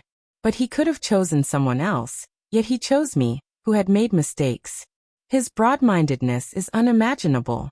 When I think about it, as long as one doesn't commit heinous crimes, he always provides an opportunity for redemption. This is also my principle for being a sect leader. Is this person beyond redemption? Must this person be expelled from the sect? I'll make a decision once I've thought it through. Longqing found this reasonable, and silently noted down these words. They hadn't noticed that a figure was approaching the entrance of the third Medicine Valley. Ever since the supporting Dao Sword Venerable left, the Supreme Sect had not sent disciples to guard the Medicine Valley. It used to be out of fear of disturbing the supporting Dao Sword Venerable, not to protect the valley's safety. Thousands of years had passed, and while disciples still remembered the legend of the supporting Dao Sword Venerable, the vast majority knew nothing of his connection with the Third Medicine Valley. Now that disciples entered and exited the Third Medicine Valley, no one would stop them. The man in white who entered the Third Medicine Valley had a black cloth tied around his waist with a treasure sword at his side. His long hair was casually tied behind his head, with strands on either side of his face fluttering like willow catkins, reaching down to his chest. He was very handsome, and the female disciples he passed couldn't help but take extra glances. His expression indifferent, he observed his surroundings while walking deeper into the valley. Suddenly, a figure appeared in front of him. It was Candle Star from the battle court. Candle Star sized up the man in white and squinted, asking, "Who might you be?" Candle Star was secretly shocked. He was the profound Yuan-free immortal, yet he couldn't discern this man's cultivation level. The man in white looked at Candle Star and asked in return, "Are you Candle Star from the battle court?"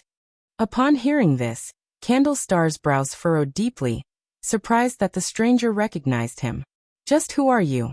I'm not here for you, nor will I interfere with your plans." The man in white interrupted Candle Star, his words cold. He then moved past Candle Star and continued on his way. His gaze quickly settled on Longqing. Candle Star stepped in front of him again, his voice cold. "Then who are you looking for? How can I be sure you won't mess with my plans if you don't explain yourself clearly?" The man in white answered, "I'm looking for Longqing, your disciple. I won't harm him. I'm just here to give him a warning, and what I have to say has nothing to do with your schemes." Having said that, he moved forward again, this time shouldering past Candle Star. This shove made Candle Star even more wary of him. This man was very strong.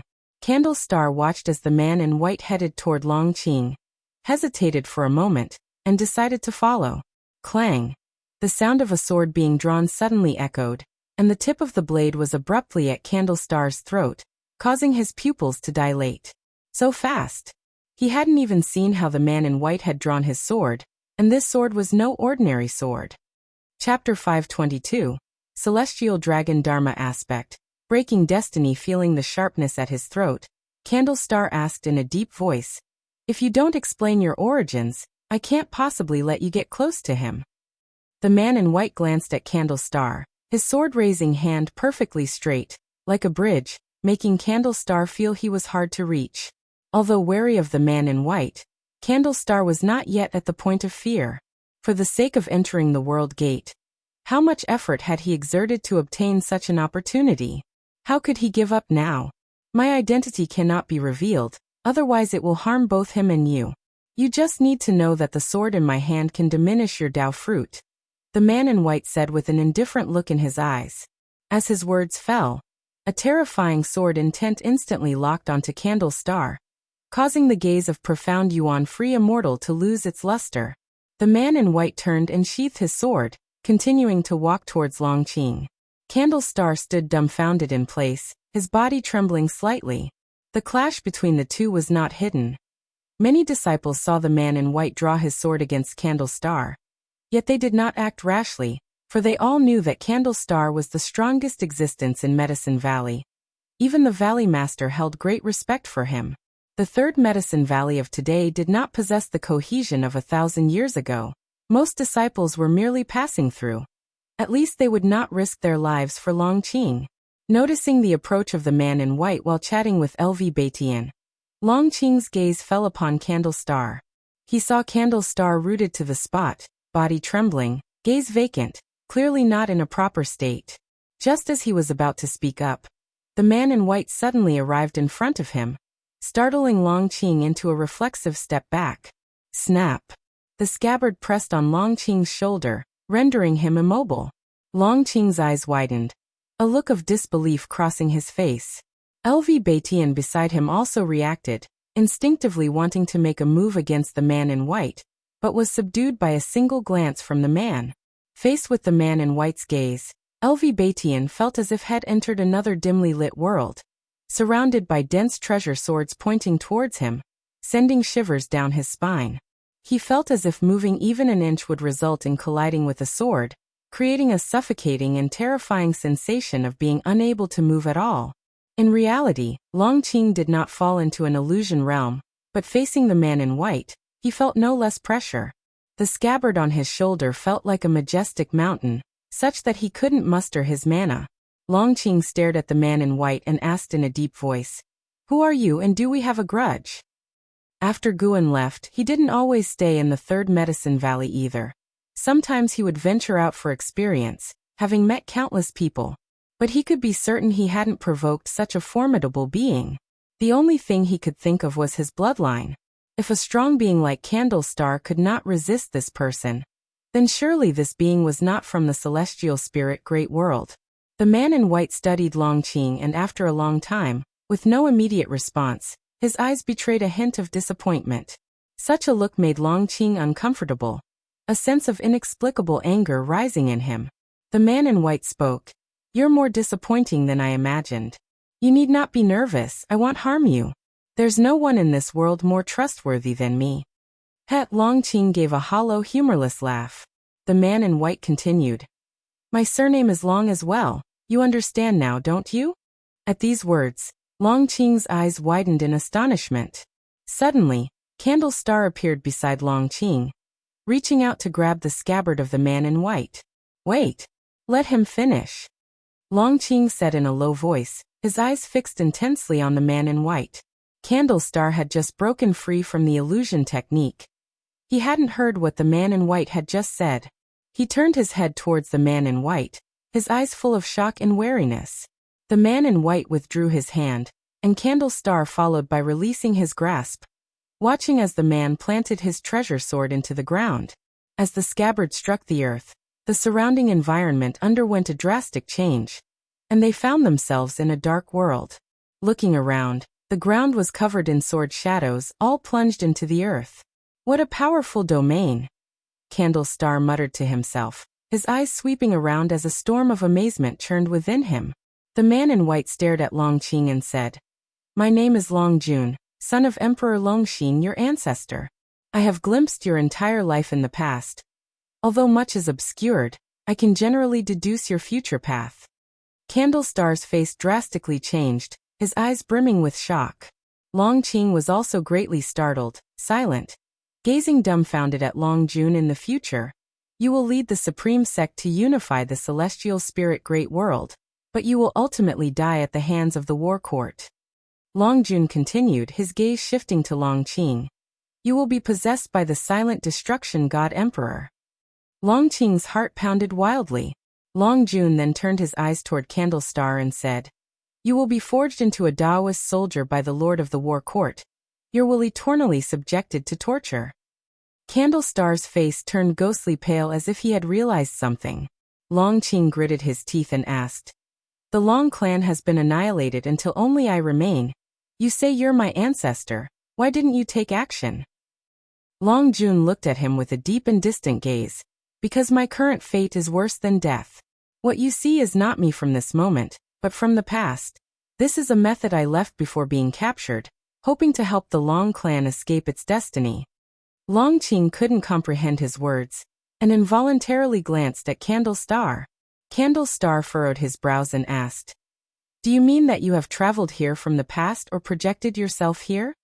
Long Jun said, "If it's too hard to understand, don't dwell on it.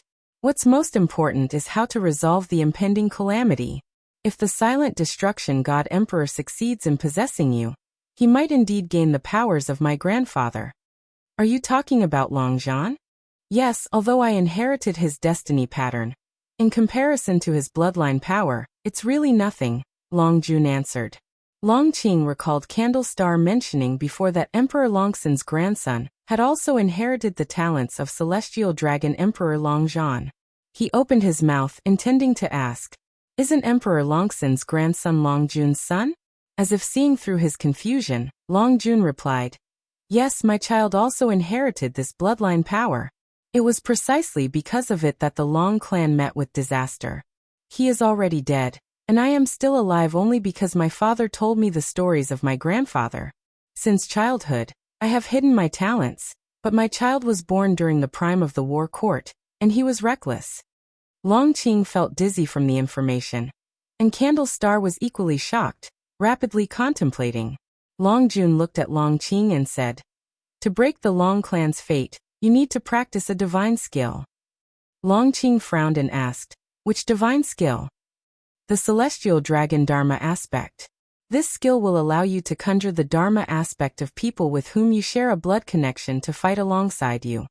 Even if I master it, won't their strength depend on my cultivation level?" asked Long Qing, frowning. He instinctively resisted, feeling the divine skill came at great cost. "No, the strength of the conjured Dharma aspects will be solely based on their own cultivation levels when they were alive. The difficult part is to conjure them.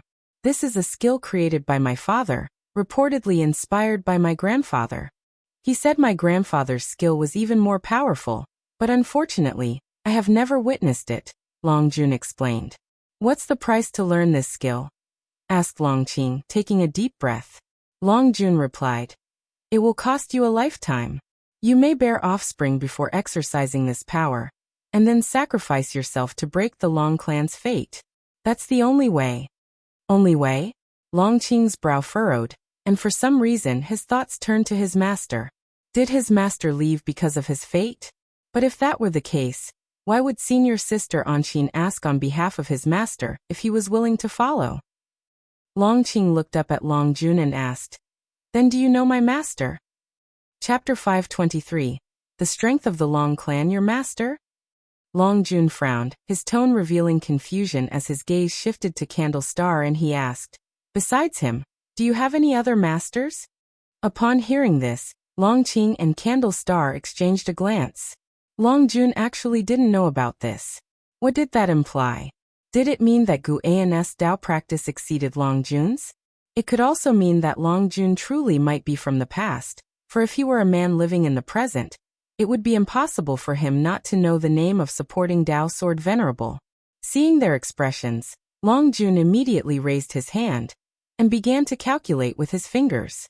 Candle Star suddenly relaxed, thinking that if Long Jun couldn't deduce Long Qing's backer, didn't that suggest the future might not be as he had seen it? His choice of Long Qing was not just because of Long Qing's bloodline, but also because of Long Qing's background. In his view, why would supporting Dao Sword Venerable take action to shield all living beings from silent destruction God Emperor, if not to protect Long Qing? There were too many coincidences. Long Qing, pursued and hunted, receiving protection from a hidden great power, surely had unknown cause and effect. Long Qing broke the silence, asking, "If you're truly my ancestor, can you deduce how many members of the Long clan are still alive in the world?" As he grew older and more experienced, Long Qing wasn't foolish. He felt that his master had not just stumbled upon him by chance. Even if it was a coincidence, why would his master adopt him after seeing through his origins? No matter how he thought about it, he felt it was very likely that his master was also a member of the Long clan. Unable to deduce anything about Guan, Long Jun said, "I have calculated. There are only you and I." He furrowed his brows and hesitated before asking, Could it be that you have another master? That's right, if he hadn't taken action, I would have died long ago, Long Qing replied. After hearing this, Long Jun's brow relaxed, and he mused to himself, no wonder there are so many unclear areas. Long Qing no longer spoke further, instead beginning to weigh the divine skills Long Jun had mentioned. Even though he had another master to rely on, if that master was not from the Long clan, how could he drag his master into this predestined karmic retribution? No matter who your master is, I can confirm that he has no blood relation to the Long clan. And in the end, you must still bear the fate of our clan, Long Jun said to Long Qing with seriousness. He did not further inquire about Long Qing's master, because he comprehended how vast the great Tao was due to his high realm. Recognizing that there is always someone stronger, and that one can never be the strongest if they stop being captivated by the war court and not the strongest, it was normal for him to encounter people and matters he couldn't see through. He could at least be certain that Long Qing's master didn't harm Long Qing, and that was sufficient. Besides, he had met quite a few benefactors in his life. Long Qing fell into silence. Long Jun did not press further, and instead looked towards the distance, his gaze wandering. Candle Star telepathically warned Long Qing not to agree, arguing that the war court might be strong, but there was still a way out. In his view, the fact that Silent Destruction God Emperor and the war court had not managed to capture Long Qing up to now was telling. Long Qing did not respond. Ever since Guan left, Long Qing had vowed to only make use of Candle Star, and not trouble his master anymore. However, facing Long Jun, who had overwhelming strength compared to Candle Star, and knowing Long Jun's true self was suppressed by the war court, what could he rely on if he gave up the Celestial Dragon Dharma aspect? Most critically, the Celestial Dragon Dharma aspect could summon the ancestors of the Long family. Whether in a previous life or in this one, he had always longed for the Long clan at the height of its power. He wanted to know just how strong the Long clan had been to bring such suffering upon him for an entire life. The greater the hardships, the more he anticipated the capability of his own bloodline. If he could fight alongside the ancestors of the Long family, even at the cost of his life, it would be worth it. He had lived long enough and tasted both the bitterness and the joy of the human world. It was time to pursue what he had never attained before. Taking a deep breath, Long Qing's gaze fell upon Long Jun, and he declared, I am willing to cultivate the Celestial Dragon technique. Long Jun immediately revealed a smile, looking at him with a change in his eyes. Candle Star wanted to persuade further, but Long Jun waved his sleeve and sent him flying. At the same time, another person was watching them. It was Guan, who was far away in the Taoist field of the beginningless. Guan could feel that Long Jun indeed had the bloodline of the Long clan, and that he had a strong intricate karma. It was as if he did not belong to this world. He had forced his way in, and the heavenly Tao wanted to expel him. From the sword domain displayed by Long Jun, his cultivation level should be at the perfection realm of the heaven-encompassing free immortal. This sword domain is the rudimentary form of the Tao fruit world. When the sword domain is becoming a world, that will be the time Long Jun enters the innate golden immortal stage. However, judging by what Long Jun said, his future had already been suppressed, so his current realm wasn't so important. Even if Guan were to give him guidance now, it would likely be very difficult to change his fate. Of course, Guan would not guide him, as his karma lies in the past. To interfere with the past would only court more trouble in the present. Guan was puzzling over one thing now. How was Long Zhan's lifespan evolution ability passed on to the descendants? He suspected there was another cause, perhaps the Silent Destruction God Emperor, and the war court simply mistook the son of Long Jun to have inherited Long Zhan's capabilities, thereby asserting the bloodline of the Long clan as special. Regardless, Long Jun was, after all, Guan's grandson. Though he was a reincarnation body, he could not simply ignore that. Very well. Now he had one more reason to deal with the war court. In fact, without initiating an attack, the war court would continue to pester him, but now that he had an unavoidable reason to make a move, he was even more determined to confront the war court. Under the tree, Guan took out the fate pen and the infinite sword book. There were many ways to kill an enemy. That was what he would do next. Wait for Long Jun to reveal the Lord of the War Court's name. As for the celestial dragon Dharma aspect mentioned by Long Jun, Guan did not take it seriously. Long Zhan did discuss the creation of the celestial dragon reincarnation Dharma aspect in its early stages with Long Xian. But Long Xian did not actually learn the true celestial dragon reincarnation Dharma aspect. Guan would also occasionally cultivate this divine skill, and he had been able to summon the reincarnation body. Long Zhan, Yang Xian, Lu Hanji, Black Profound Emperor, and others, each had their own talent. Someday, when Guan waved his hand grandly, and the reincarnation body appeared in front of him, that moment would be terrifying, and even he himself could not judge. In the future, he would continue to undergo lifespan reincarnation, which meant the celestial dragon reincarnation Dharma aspect could only become increasingly more powerful. Seeing Long Jun start to transmit divine skills, Guan withdrew his divine sense and continued to sleep. He prepared to dream with the experiences of Ji, to roam the great Tao worlds of the future, to comprehend the past, to pursue the origin of the great Tao, to roam the future, was also to pursue the direction of the great Tao. Long Jun took up residence in the Third Medicine Valley, hiding his real name. As he stayed longer in the Medicine Valley, the disciples began to call him the Senior in White. He would occasionally guide the direct disciples of Longqing in their cultivation, but more often he would play Go with others in the dojo established by Guan, contemplating the Tao in the game of Go. In a blink, 10 years quickly passed. One day, Long Jun came to the heaven-repairing platform of the outer sect city. Having just arrived at Supreme Sect, he had heard of the legend of the supporting Tao sword Venerable, but previously his attention had been focused on Longqing. Now he understood that Longqing's mentor was the supporting Tao sword Venerable, who had saved the celestial spirit Great World on many occasions, which piqued his curiosity about the supporting Tao sword Venerable. Today he would experience the supporting Tao sword Venerable's sword intent. He too was a sword cultivator. As he just stepped onto the heaven-repairing platform, his face suddenly changed. He furrowed his brows, and then stepped forward. Thousands of years had passed, yet the heaven-repairing platform was still crowded with people. Anyone who came to the Supreme Sect wanted to feel the mythical heritage of the sect. Passing through the crowd, Long Jun came to the heaven-splitting axe. Standing beside the heaven-splitting axe, Zhou Yijian glanced at Long Jun. Seeing his extraordinary bearing, he assumed he must be a great cultivator. But even with such a guess, Zhou Yijian was not polite and with a wave of his hand said, "Go back and line up."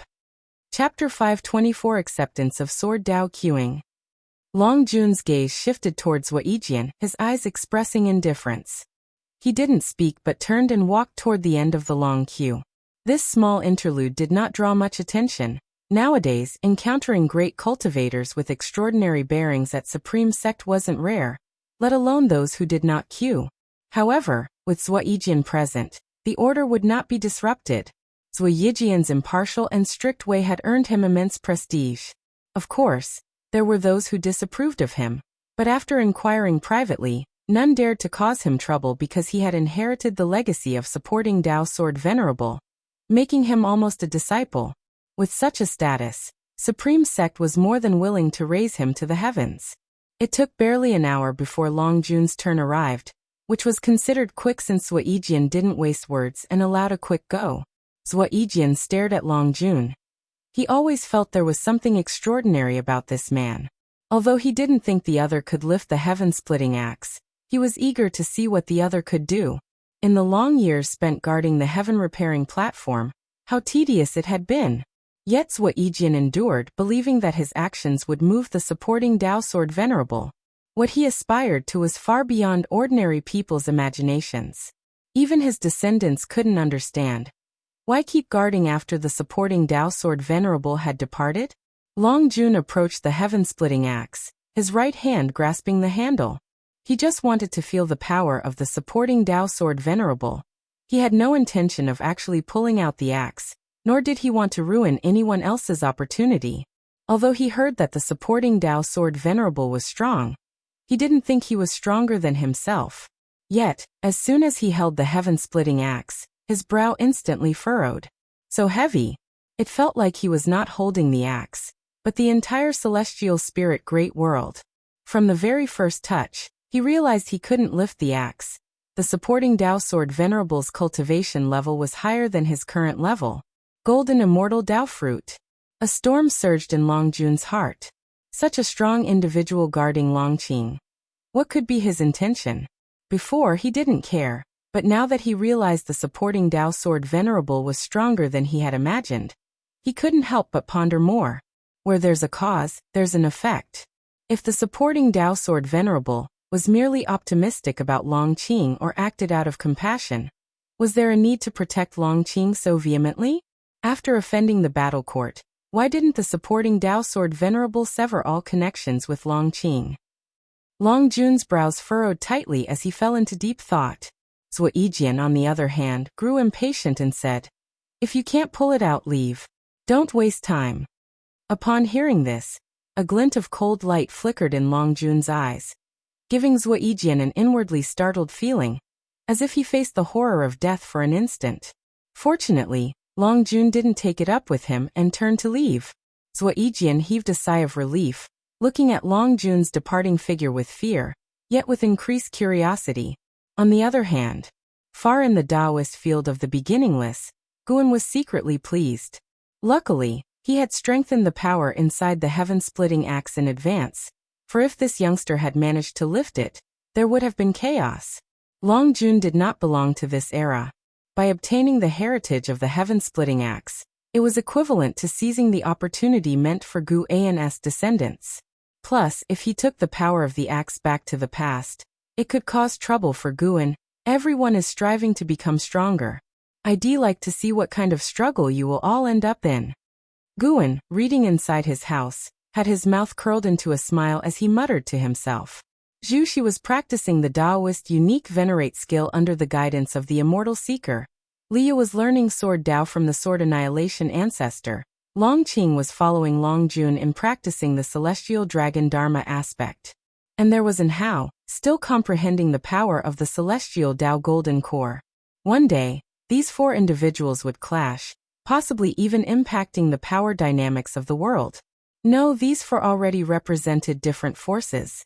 Guan also had to intervene, not for anything else, but to prove that following him was indeed the best path. Guan, thinking of the delights, beamed even more brightly. Spring went and autumn came. 30 years flitted by in a flash. North Sea Mountain Ridge. Inside a valley. Sitting in meditation on the grass, Longqing opened his eyes, and as he stopped practicing, the wind and waves in the valley ceased, with the floating flowers and plants gradually returning to tranquility. He frowned and looked up at Long Jun not far away. Long Jun was sitting on a grass heap, holding his treasure sword, his eyes revealing a faint sadness, seemingly lost in thought. "Ancestor, why can't I ever fully comprehend it?" Longqing spoke up, having practiced the celestial dragon technique for decades without finding the key to its entry, which also delayed his qi absorption cultivation for decades. He was thinking of giving up. Without lifting his eyes, Long Jun said, "It's not so easy, don't be impatient. Once you master the celestial dragon Dharma aspect, your cultivation level will rise like the tide." Just as Longqing was about to speak again, suddenly, an immense aura surged from afar, shocking the entire great heaven and earth. So powerful that even mortal spirits could feel the terrifying pressure. Long Jun looked up, a sharp light flashing in his eyes. Unexpectedly, there is such sword intent in this world. Long Jun pondered thoughtfully. Longqing also looked in the direction the aura was coming from, but he was not surprised. Every few decades or centuries, there would always be a powerful aura erupting, either from a great power battling or from someone coming out of seclusion. He looked back at Long Jun, hoping to gain some enlightenment from the ancestor. However, before he could speak, Long Jun vanished into thin air. Longqing couldn't help but sigh. Long Jun always appeared and disappeared unpredictably, never instructing him on how to practice the celestial dragon Dharma aspect. For some reason, he suddenly thought of his master, who also disliked giving personal guidance. Could it be that his comprehension was not high enough? Thinking this, Longqing's mood sank. On the boundless wasteland, Liya in black clothes was holding the 9 extreme sacred heart sword, his body surrounded by powerful sword qi, which caused his long hair to float and sway wildly. So powerful. Li Ya's face showed surprise and delight. He had just reached the loose immortal realm, and his sword intent had increased so much? He couldn't help but look toward the Sword Annihilation Ancestor standing in the distance. The Sword Annihilation Ancestor was looking at him, stroking his beard and saying, "This sword Dao originates from the Sacred Heart Sword Dao, but it is still far from the true Sacred Heart Sword Dao. However, it is enough for you to dominate this shattered great thousand world." The Sword Annihilation Ancestor was satisfied, even pleasantly surprised with Li Ya's cultivation progress. How strange. This lad seemed very ordinary at first glance, only with some fate connected to the supporting Dao sword venerable enabling him to reach this point today. Why did he find it so easy to cultivate the Sacred Heart Sword Dao? It wasn't clear if it was a misconception of the Sword Annihilation Ancestor, but he felt it wasn't that Li Ya's comprehension was outstanding, but rather that the Sacred Heart Sword Dao was willing to accept him. Li Ya was unaware of the Sword Annihilation Ancestor's thoughts, becoming immersed in his own strength, unable to extricate himself. Just then, a figure suddenly appeared beside him, startling the Sword Annihilation Ancestor enough to swiftly move in front of Li Ya. It was Long Jun.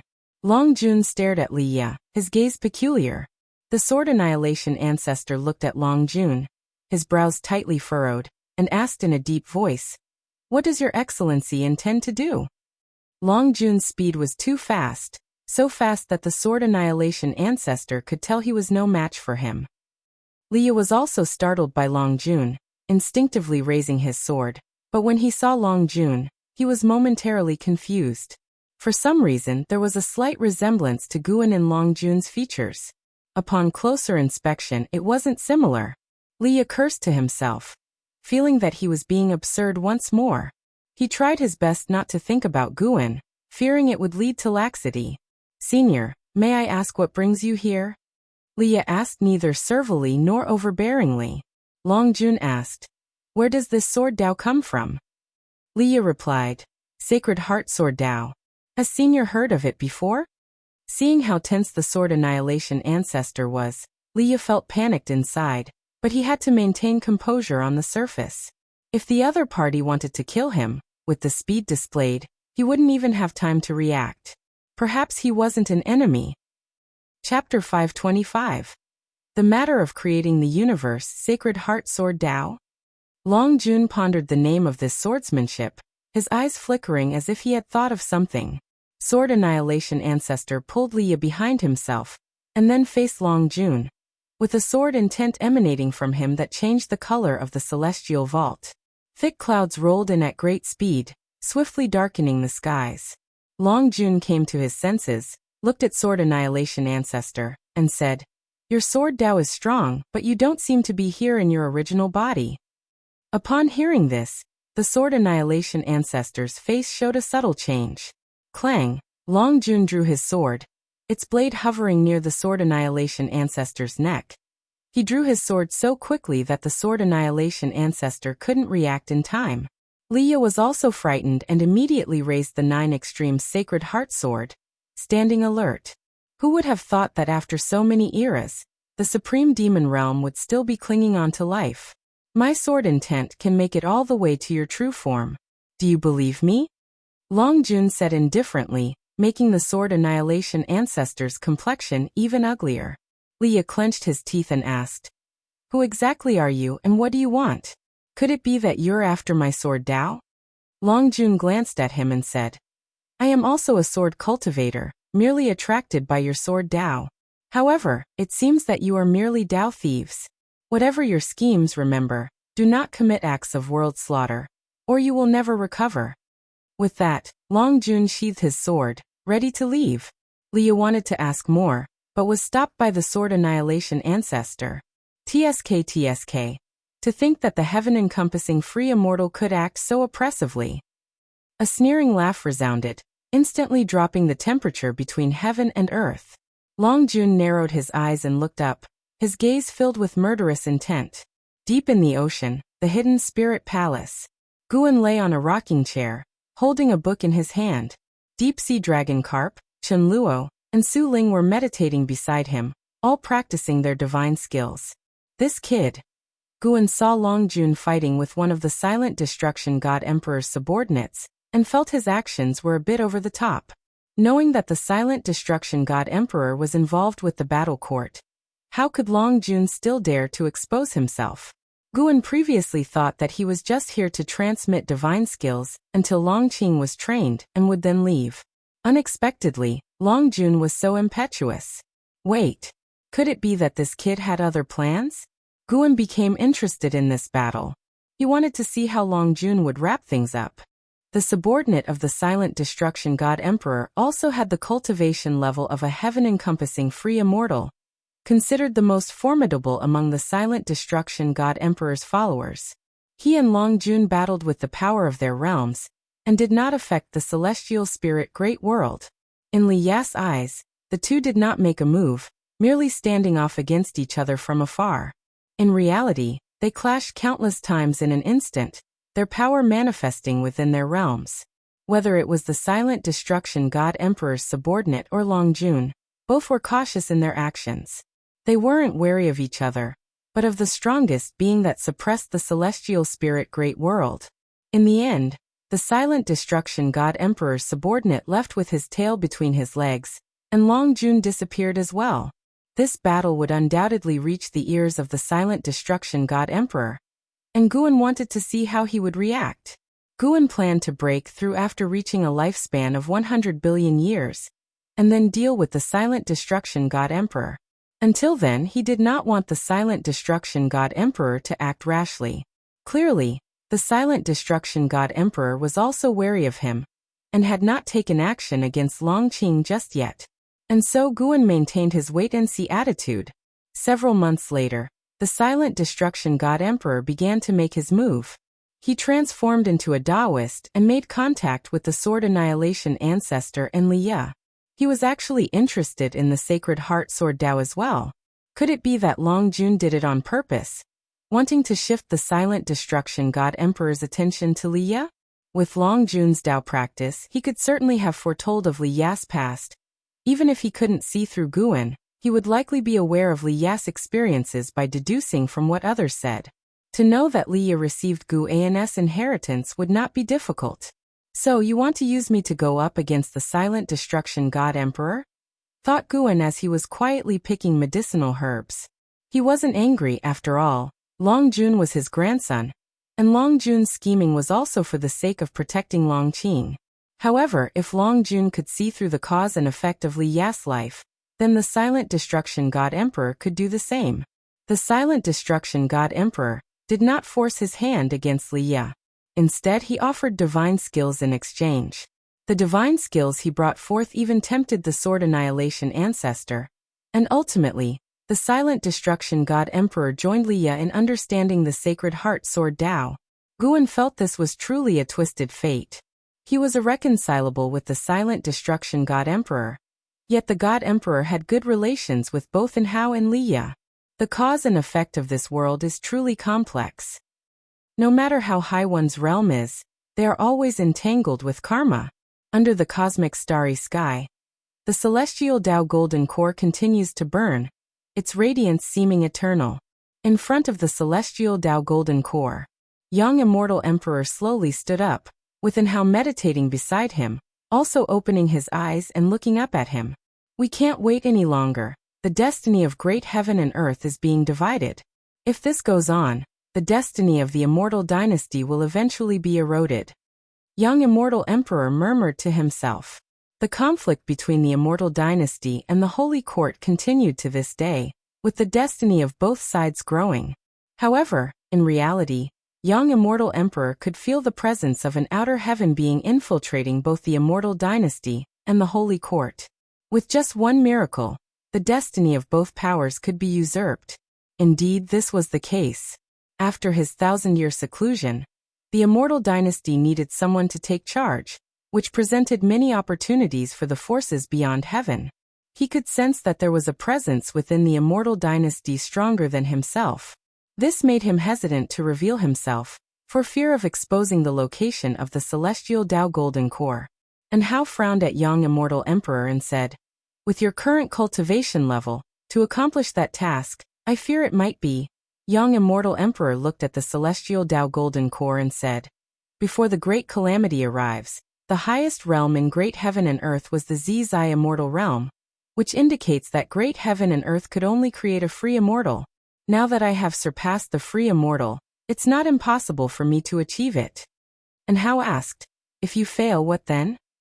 Young Immortal Emperor glanced at him and said, "Then it's up to you to do it." And Hao's expression remained calm as he replied, "If it's up to me, after my success, the immortal dynasty won't be the supreme power of heaven and earth.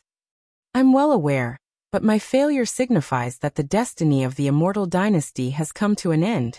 What you must do is to protect the living beings of great heaven and earth." After saying this, Young Immortal Emperor stepped toward the celestial Tao golden core. And Hao stood up and watched as Young Immortal Emperor entered the celestial Tao golden core, its raging flames quickly engulfing him. This scene filled Hao with a sense of expectation. He was also curious whether Young Immortal Emperor, with his realm, could accomplish such a feat of creating heaven and earth. As Young Immortal Emperor's figure completely vanished into the celestial Tao golden core, the golden flames of the celestial Tao golden core suddenly came to a halt. Elsewhere, within the Taoist field of the beginningless, in front of a waterfall, Guan was painting with Shenzhen when he suddenly felt something and looked up, frowning. Shenzhen glanced at him, and seeing him looking up, she followed suit. Just as she was about to ask what was happening, her pupils dilated. Above the blue sky, a sun appeared out of nowhere, growing rapidly in size. Not just they, but creatures all over great heaven and earth saw this spectacle, sparking discussions among all beings. A vast pressure enveloped heaven and earth, quieting it. Shenzhen couldn't help but ask, "What is that?" Guan replied softly, "The ruler of the immortal dynasty, Young Immortal Emperor."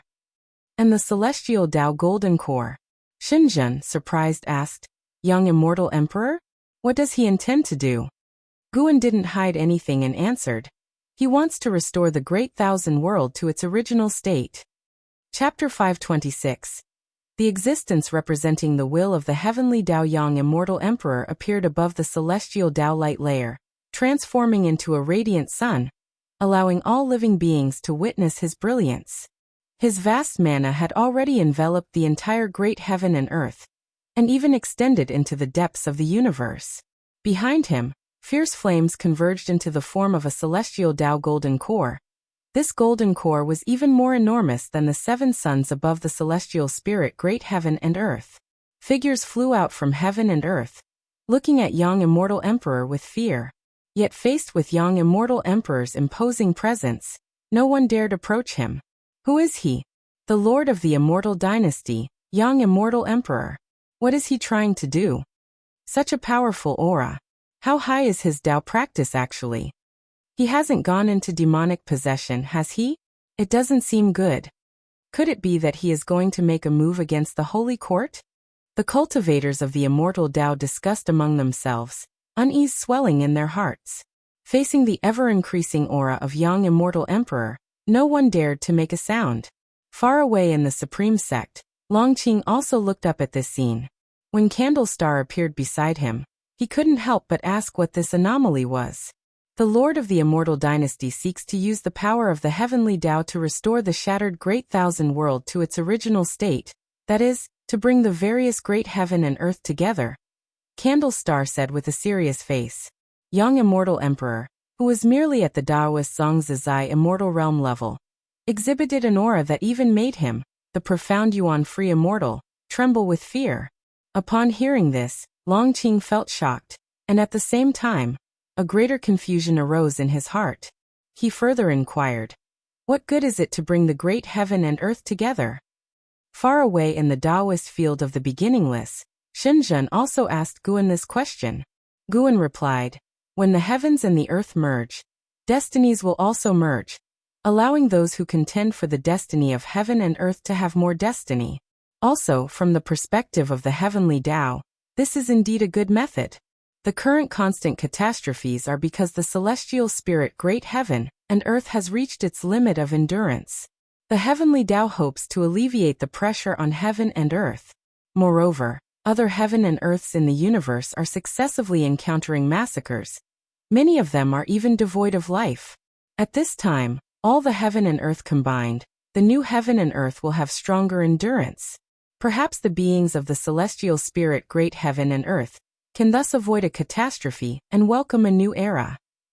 Having previously discussed the will of the heavenly Tao with Shenzhen, she couldn't help but admire Yang Immortal Emperor after hearing this.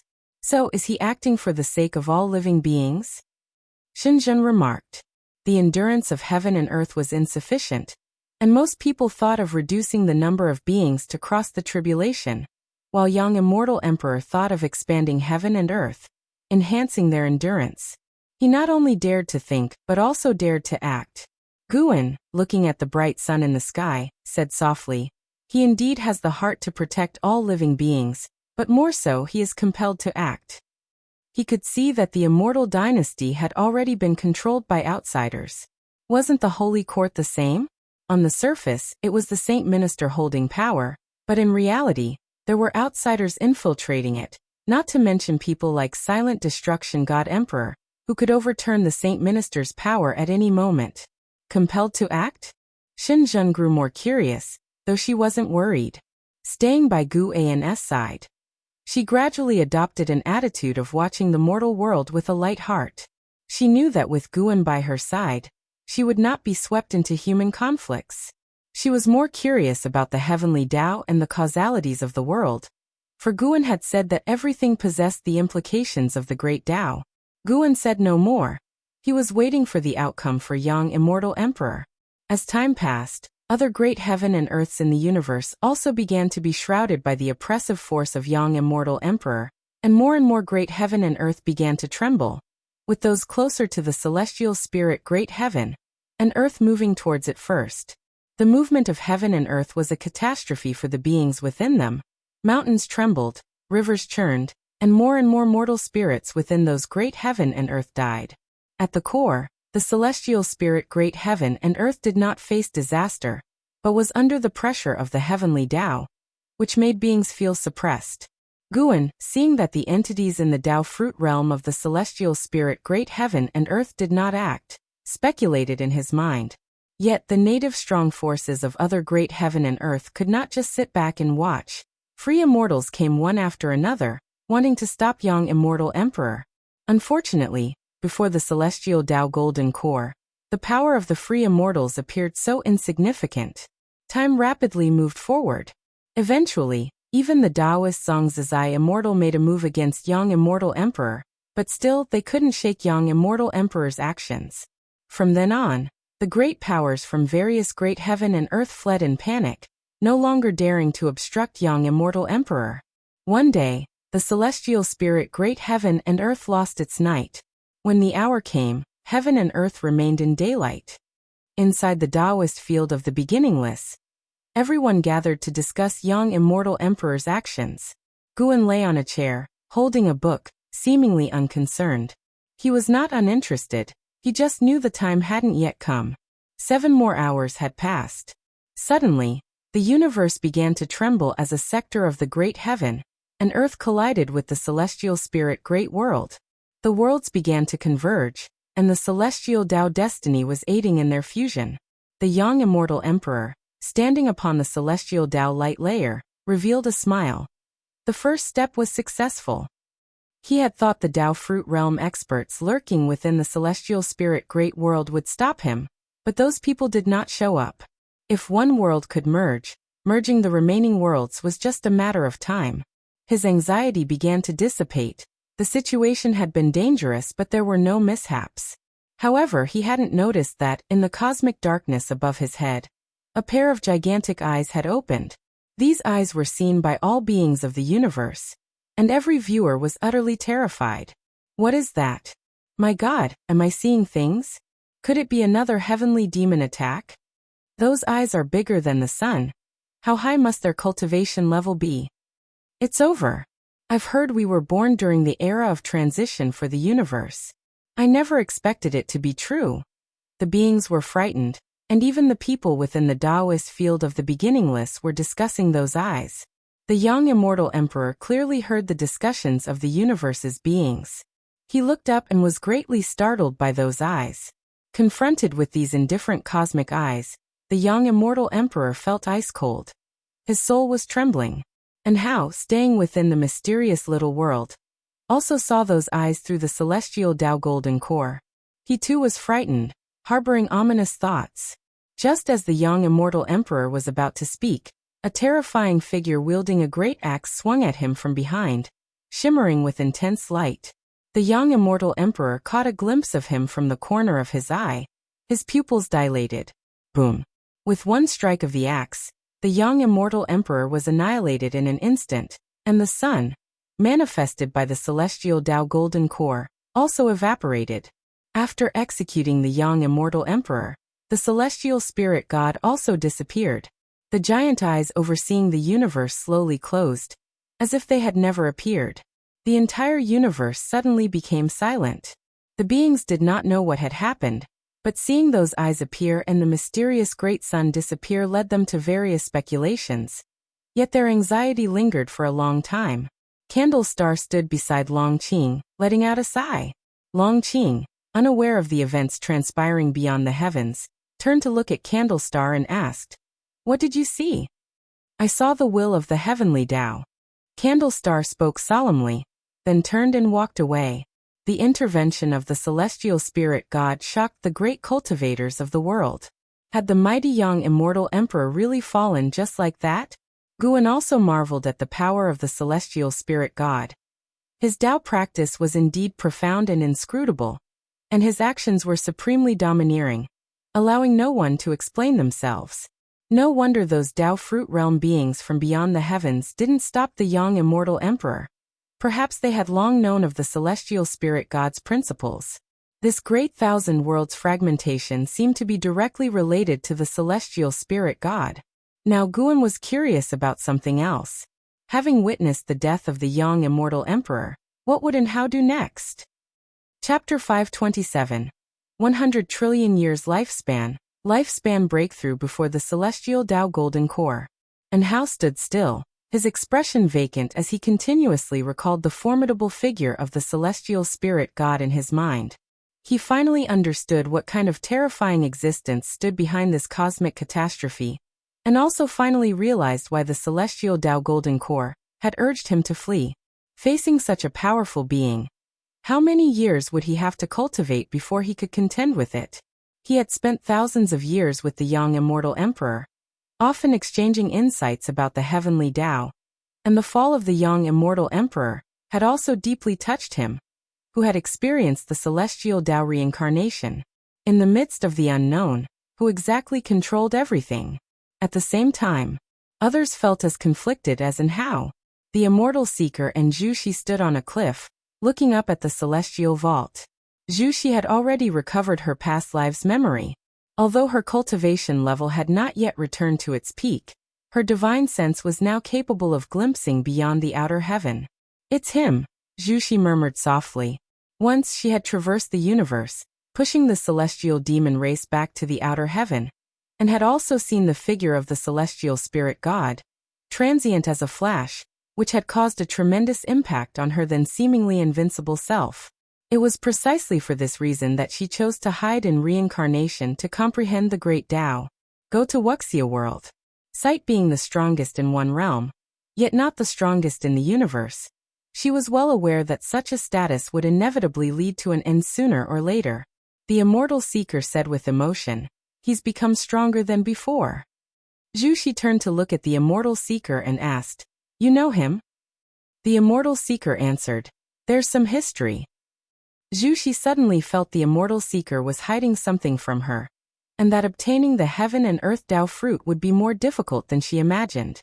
She might even face the mighty one she had just thought of.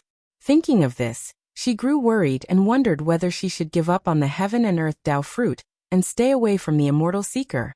The news of the young immortal emperor's demise spread like the wind throughout the celestial spirit great world, and the information about the adjoining of another great world to the celestial spirit great world caused a huge stir everywhere.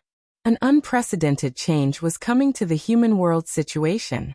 However, these changes did not affect Gu An's life, who continued to insist on gathering medicinal herbs to accumulate his lifespan. With the merging of the two great worlds, More and more cultivators started going to this new world for training, which to some degree lessened the fights. That great world, not as strong as the celestial spirit great world, with far fewer beings, could only submit in the face of invasion by various sects from the celestial spirit great world.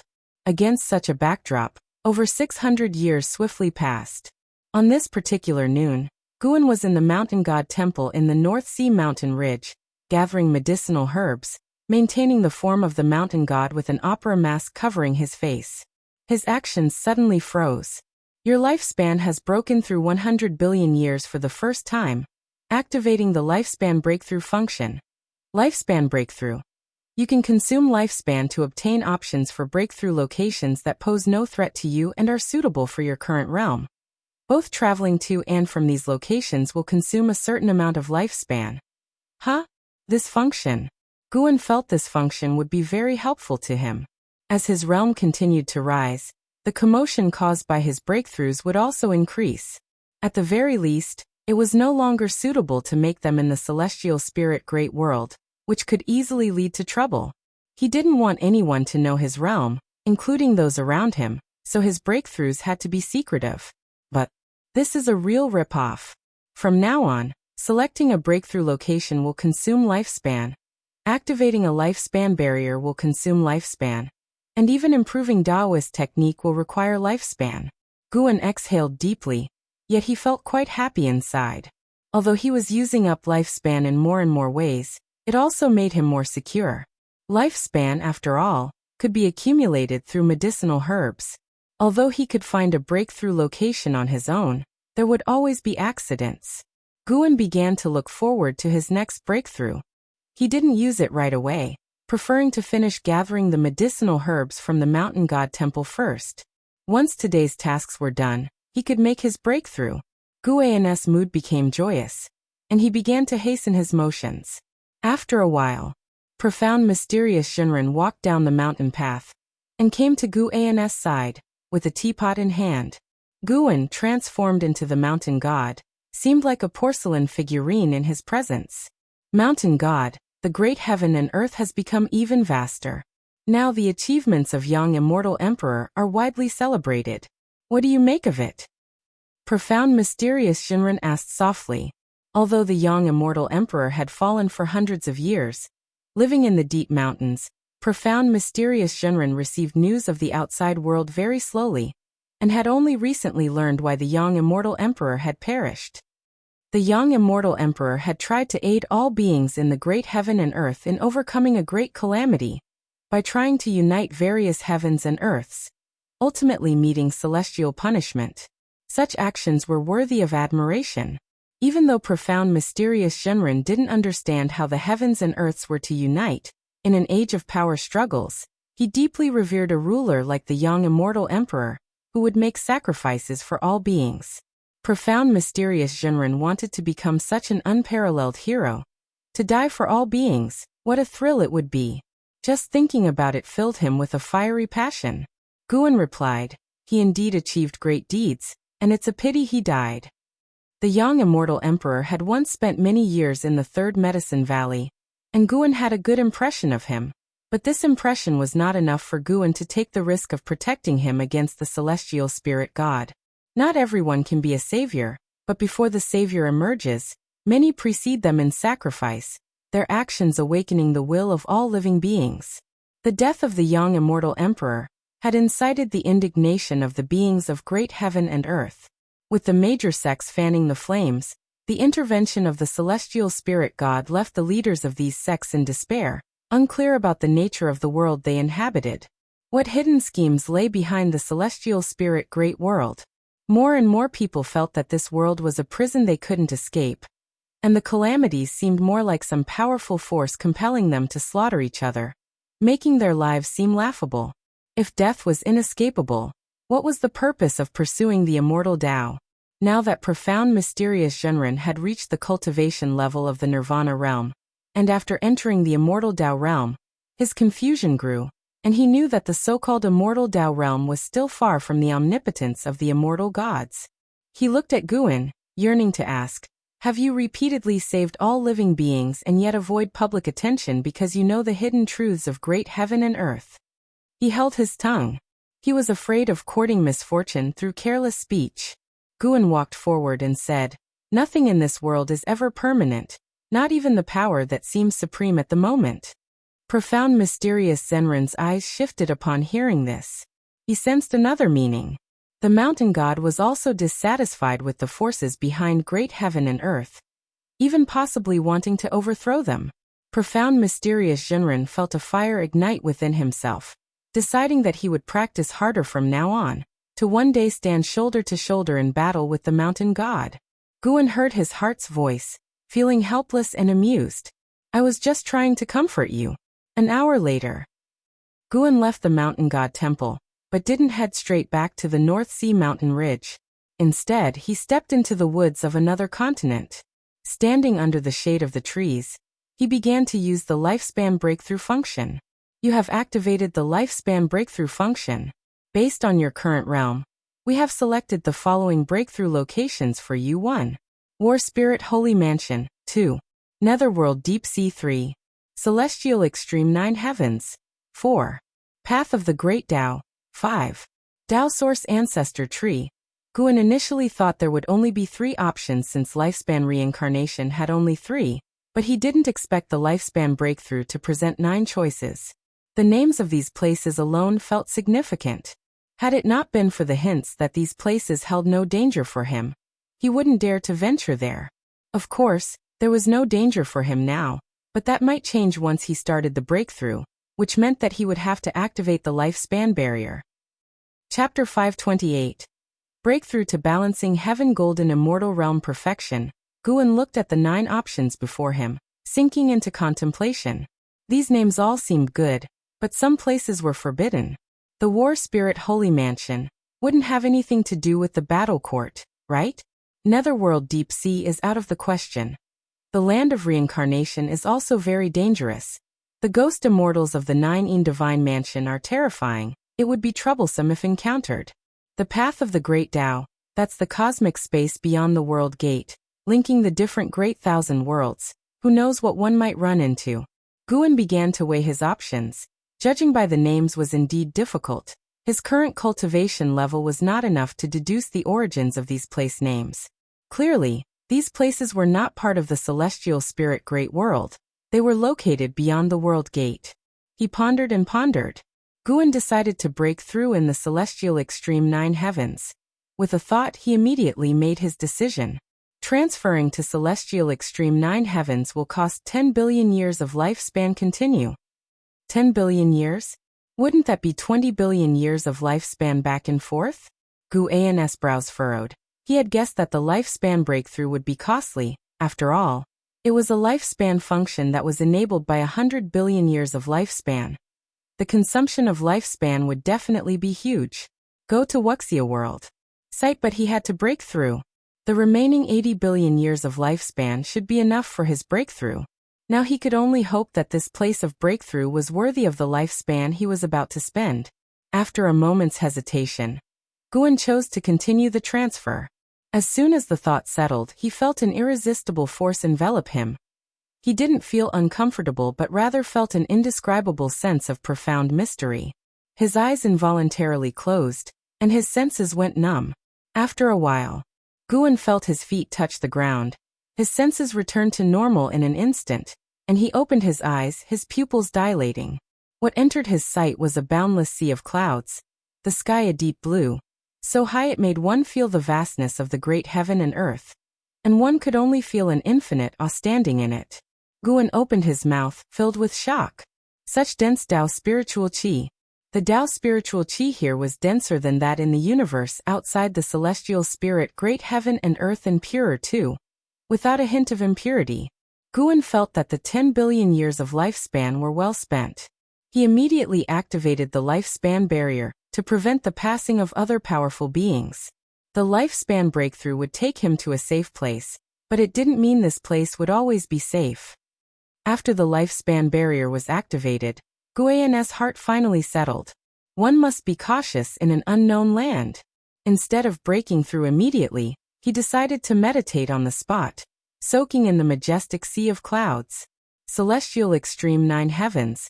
Could it be there were 9 layers of the sky? Guan thought as he spread his divine sense, rapidly expanding it. However, he found that the sea of clouds was much larger than he imagined. Most importantly, his divine sense could not penetrate downward because the cloud sea beneath his feet was bottomless, with some sort of great Tao power isolating all divine sense. He seemed to be in the sky, yet he was at the very bottom. After a good while, Guan's divine sense still could not probe the end of the sea of clouds. Could this sea of clouds be more vast than the universe he came from? The thought was so preposterous that Guan felt it was absurd, creating even more wariness towards the celestial extreme 9 heavens. Tao spiritual qi that was more dense and pure than in the universe. The space that was vaster than the universe. What kind of terrifying existence could such a place give birth to? Guan took a deep breath and tried not to think about it. He called up his attribute panel. Name: Guan lifespan, 6/815/90 physique. Primordial infinite body, cultivation level. Innate golden immortal realm perfection, 900 billion years of lifespan. Leave 100 billion for transmission, leave 50 billion for the lifespan barrier. That amounts to using 750 billion years of lifespan for the breakthrough. Should be doable, right? The last time Guan tried to cross the tribulation, each failure cost him 50 million years of lifespan to attempt again. This time it won't take 100 million years, will it? If it really does take 100 million years of lifespan for one tribulation attempt, then Guan has 750 chances. No big deal. It's just not good to go for an all-round improvement first. Well, let's widen the gap in realms first. There's plenty of time to improve Taoist techniques later. No matter what Guan chooses, there are pros and cons, but overall he has been on a steady path to becoming stronger, and that's the right direction. Guan looks at his cultivation level and directly invests 100 billion years of lifespan. A series of prompts quickly pop up before his eyes. You have practiced qi absorption cultivation for 100 billion years. You forcefully attempt to break through to the heaven-balancing golden immortal realm using the great achievement of the Great Tao Great Freedom as you wish Bible. You begin to cross the tribulation. You do not survive the celestial Tao 3 flowers void great tribulation. The tribulation has failed. You have practiced qi absorption cultivation for 200 billion years. You forcefully attempt to break through to the heaven-balancing golden immortal realm using the great achievement of the Great Tao Great Freedom as you wish Bible. You begin to cross the tribulation. You do not survive the celestial Tao 3 flowers void great tribulation. The tribulation has failed. Heaven-balancing golden immortal. As expected, it takes 100 million years for one tribulation attempt. Guan adjusts his mentality and starts to anticipate how strong the heaven-balancing golden immortal will be. Finally, all the prompts drop, and there's still no success in crossing the tribulation. Invest another 100 billion years. Guan stares expressionlessly at the prompts. After failure, continue. 100 billion years of lifespan. Another 100 billion years of lifespan. Finally, the prompts before Guan start to change. You have practiced qi absorption cultivation for 56 billion years. You forcefully attempt to break through to the heaven-balancing golden immortal realm using the great achievement of the Great Tao Great Freedom as you wish Bible. You begin to cross the tribulation. You survive the celestial Tao 3 flowers void great tribulation. The tribulation has been successful. Your cultivation level has broken through to the early stage of Hengtian golden immortal realm. You have practiced qi absorption cultivation for 100 billion years. Your cultivation level has increased. Finally, the breakthrough is successful. Guan lets out a sigh of relief. No matter how many years of lifespan are spent, as long as the breakthrough is successful, it's worth it. He doesn't stop there but chooses to continue investing lifespan. One breath to rise to balancing heaven golden immortal realm perfection. In the end, he still had over 280 billion years of lifespan left, leaving 100 billion for transmission back. The remaining over 180 billion years of lifespan couldn't possibly get drained by the lifespan barrier. Guan's mood becomes joyful. His lips curl up in a smile. The mighty Tao spiritual qi floods into his body. As always, The lifespan barrier extracts Tao spiritual qi and Tao rules in an unpredictable manner, making it impossible for the outside world to discern where the source lies. The sea of clouds in Gu An's vision begins to churn more and more magnificently. As the Tao spiritual qi enters his body, Guan feels an unprecedented comfort. His physique, from the outside in, everything is being purified. He gradually closes his eyes, immersed in this extreme pleasure, unable to extricate himself. The boundless sea of clouds becomes more turbulent, majestic and powerful, with no living creature's figure sweeping through. This world seems to have only the sea of clouds. Insights about the heaven-balancing golden immortal realm begin to burst forth in the depths of Gu An's mind. His golden immortal Tao fruit also undergoes changes. Within the lifespan barrier, Guan emits a colorful strong light all over, barely revealing his figure. Tao spiritual qi enwraps him like flood dragons, with faint streaks of flowing light, which are the Tao rules in motion. A long while. Suddenly, the sea of clouds at the horizon lifts, like a huge wave wanting to envelop the sky, or as if some enormous creature is about to break out, instilling fear in all who see it. Chapter 529 9 Heaven's Immortal Emperor. Giant waves of clouds surged unknown tens of thousands of feet high, creating a boundary across the endless sea of clouds that resembled an insurmountable heavenly wall, majestic and inviolable. Guan, who was in the midst of a breakthrough, opened his eyes and felt an overwhelming aura. Indeed, the celestial extreme 9 heavens surely harbored divine creatures, and they were beings incomparable to those of the celestial spirit great world. As the sea of clouds at the horizon dispersed, Guan saw a giant eagle's head, a black eagle, the diameter of whose eyes alone exceeded tens of thousands of feet.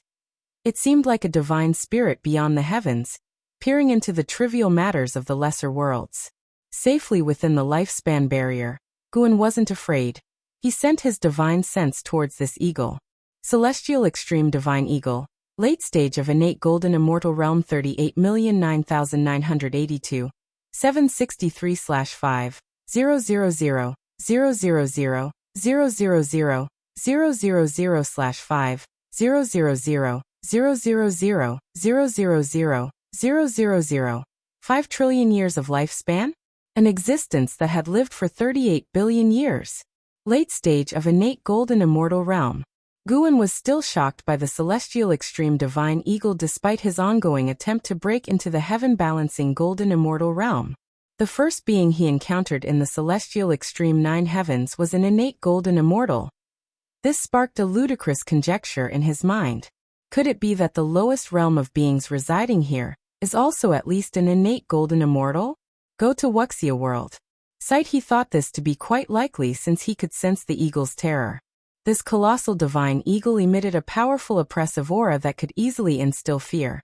Yet Guan could feel its fear. The reason it only popped its head out was also due to fright. Sure enough, after probing its head, the celestial extreme divine eagle retreated back into the sea of clouds, causing a tumult of fog and waves, magnificent and tempestuous. After the eagle disappeared, Guan closed his eyes and continued to perceive the realm of heaven-balancing golden immortal. As the Tao fruit began its transformation, his divine sense also improved. Even without extending his divine sense outwards, the scope of his heart-eye's vision expanded. The so-called heart-eye was the vision Guan saw without deliberately thinking about the exterior, when his eyes were closed. This heart-eye was miraculous, not consuming his energy or attention, as if it were an innate talent. His vision within the heart-eye was rapidly expanding, even surpassing the previous range of his divine sense. With the passage of time, Guan finally stepped into the realm of heaven-balancing golden immortal. His Tao fruit became stronger, manifested not only in increased mana and senses but predominantly in the Tao fruit world. Now if he were to establish a Tao fruit world, it would be more stable and refined, even enabling him to harness the power of the Tao fruit world for combat. At will, he could create a world larger than the celestial spirit great world. The spiritual energy of this world derived from his mana. He was essentially the Tao fruit world itself. This further confirmed to him that the celestial spirit great thousand world was indeed the Tao fruit world of some supremely powerful entity. If all the great heaven and earth from the universe were to be gathered, it was unknown how vast they would be, But the potential size of Guan's Dao fruit world was also unknown. He hadn't established it yet, and his cultivation level was still increasing, making the Dao fruit world he could establish ever larger. After reaching the early stage of heaven-balancing golden immortal realm, the speed at which he devoured Dao's spiritual qi increased, and he continued to push towards a higher realm. As Guan reached the middle stage of the heaven-balancing golden immortal realm, the boundless sea of clouds churned tumultuously. He seemed to sense something and opened his eyes again. He looked up and saw a figure appear in the sky, a woman in a white feathered dress, standing on a bed of 7 colored clouds. Her features were so delicate, seemingly the most perfect creation both within and beyond the heavens, her beautiful face exuding an indifferent aura that overlooked all living beings. Her long hair coiled under the silver jade phoenix crown, which resembled a silver forest housing a proud phoenix spreading its wings and looking down upon everything. Such a beautiful woman. Even though Guan had experienced many memories of reincarnations, he was still astounded by this woman's visage. He immediately sent out a lifespan detection, but could detect nothing. That meant she was not her real body, but a manifestation of some divine skill. The white-dressed woman stood on the cloud, watching the turbulent sea of clouds, her expression indifferent like water, inscrutable to anyone trying to discern her thoughts. Guan couldn't see through her cultivation level, so he felt somewhat cautious. After about the time it takes 1 stick of incense to burn, the lady in the white dress suddenly vanished like smoke, and the 7 colored clouds under her feet dissipated as well. Guan took a deep breath. As expected, the lifespan barrier was reliable. He closed his eyes and continued to feel his own destiny. Unlike the land of reincarnation and silent extinction domain, Guan felt a clearer connection to the Dao rules while making cultivation breakthroughs in this place. This came as a pleasant surprise to him. 5 trillion years of lifespan had not been wasted. Even though he was also breaking through in the land of reincarnation, reaching the stage of a heaven-balancing golden immortal here, the degree of improvement in Guan's power would be different. The Dao rules here were just so pure and rich.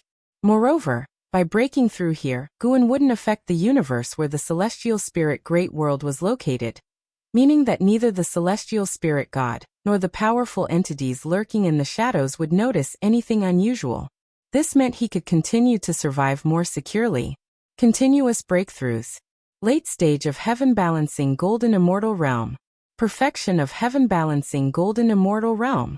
When Guan reached the perfection realm, he felt that his mana, physical body, senses, heart, eye, soul, Dao fruit and all else reached another level, making him feel that everything was different.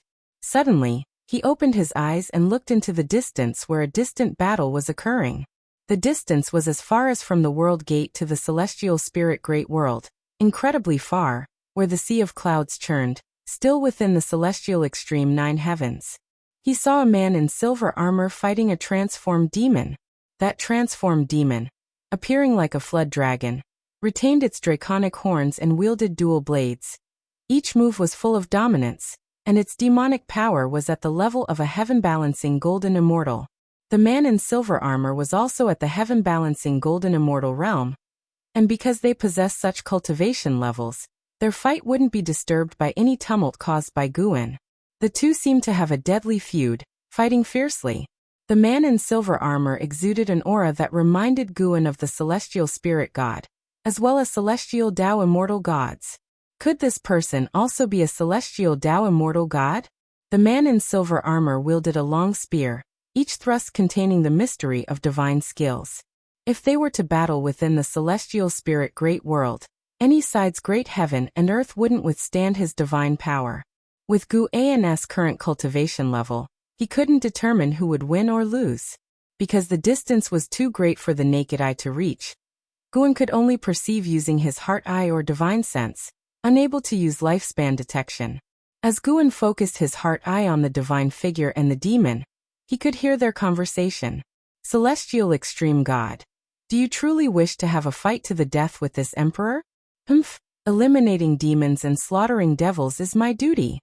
The phenomena in the 9 heavens have nothing to do with this emperor. Then why are you here? This emperor simply wished to visit the 9 heavens immortal emperor. She isn't someone you can meet. Enough talk, prepare to die.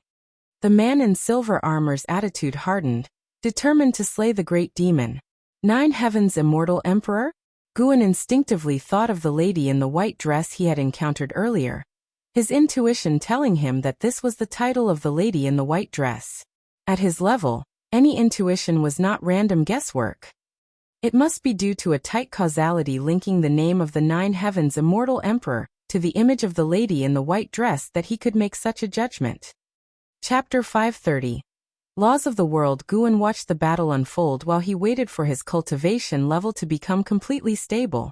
During this process, the battle between the man in silver armor and the mysterious great demon in his eyes gradually slowed down. The Tao rules of the celestial extreme 9 Heavens were indeed rich, providing great benefits for Guan, and his aptitude in the way of cause and effect also greatly improved. At that moment, he even considered relocating the Taoist field of the beginning list to the celestial extreme 9 Heavens. Of course, he merely thought about it. While the celestial extreme 9 Heavens were appealing, they were even more dangerous. So far, he hadn't seen any beings in the celestial extreme 9 Heavens with a cultivation realm lower than that of an innate golden immortal.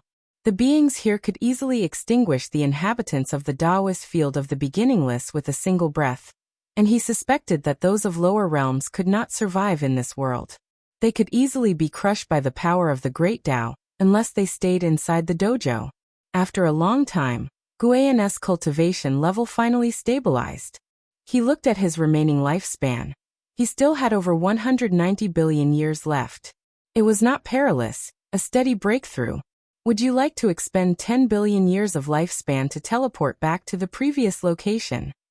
Guan stood up, his gaze stretched far into the distance, where the distant battle seemed not to have yielded a winner.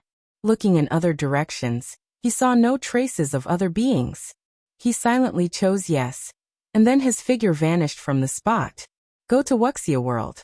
Sight once again, a familiar, peculiar sensation assailed him, and his senses plunged into darkness. After a while, his feet touched the ground again. He opened his eyes and found himself back in that forest, now under the veil of night. His heart eye instantly captured the entire world, spreading quickly, and his heart followed, settling down. He did not leave but continued to observe the universe, aiming to capture all the great heaven and earth within it, and imagining the combined size of them. In the universe, there were more than 1,000 great heaven and earth and many little worlds, but even so, all combined seemed quite small in Guan's eyes. He felt that now he could create a Tao fruit world that was larger than the celestial spirit great world before it fractured, indicating that his cultivation level had already surpassed that of the former master of the great world. This was to be expected. After the fragmentation of the celestial spirit great world, free immortals roamed the universe freely, making Taoist Zhongzhi immortal exceptionally rare, indicating that the celestial spirit great world wasn't as exaggerated as Guan had thought before it broke apart. Guan then looked towards the celestial spirit god under the world gate. Similar to the celestial extreme god he met at the celestial extreme 9 Heavens, with the cultivation of a heaven-balancing golden immortal, yet far from reaching the perfection realm. Finally, Guan no longer felt pressure when facing the celestial spirit god. A smile appeared on his face, his mood becoming even more cheerful. Even though his cultivation level surpassed the celestial spirit god, Guan did not immediately plan to act against the celestial spirit god, since there wasn't deep enmity between them, and there was clearly a much larger force behind the celestial spirit god. He would deal with the silent destruction god emperor first. That individual schemed against the Long clan and him, creating an irreconcilable deadly feud. The celestial spirit god, at most, differed in stance, acting out of their duty, not because of Guan, whereas the silent destruction god emperor acted out of self-interest. Guan stepped forward, enjoying the night scenery of the forest. The tiny insects in the dark appeared so vivid. Their world was also vivid, bearing similarities to the world humans lived in. Busy with survival, entwined with cause and effect. Great thousand world, great heaven and earth little world, and the world of insects. All these worlds had their strengths and weaknesses, but all followed a set of rules. In the darkness, a mantis slowly emerged from beneath a leaf, creeping closer to a cicada. At dawn, the sunlight broke through heaven and earth. Between the mountains lay a lake, enshrouded in fog, resembling a paradise from the human world. Leah stood by the lake, holding the 9 Extremes Sacred Heart sword. His gaze fixed on a man in black robes in the distance, his hair disheveled, resembling an evil demon. The man in black robes was actually the transformation of the silent destruction god Emperor, who was pondering the ways of the Sacred Heart sword Tao. Leah had always been wary of this man, but the sword annihilation ancestor dared not drive him away. This man even taught him divine skills, so he could only endure in silence. Watching the man in the black robe enthralled, Leah was very curious. What was this man's background? What was he scheming? Why did he want to study the Sacred Heart sword Tao, but not go to the river of sword Tao? The sword annihilation ancestor had once taken Leah to the river of sword Tao. The splendor and dazzle of it had left Leah with unforgettable memories.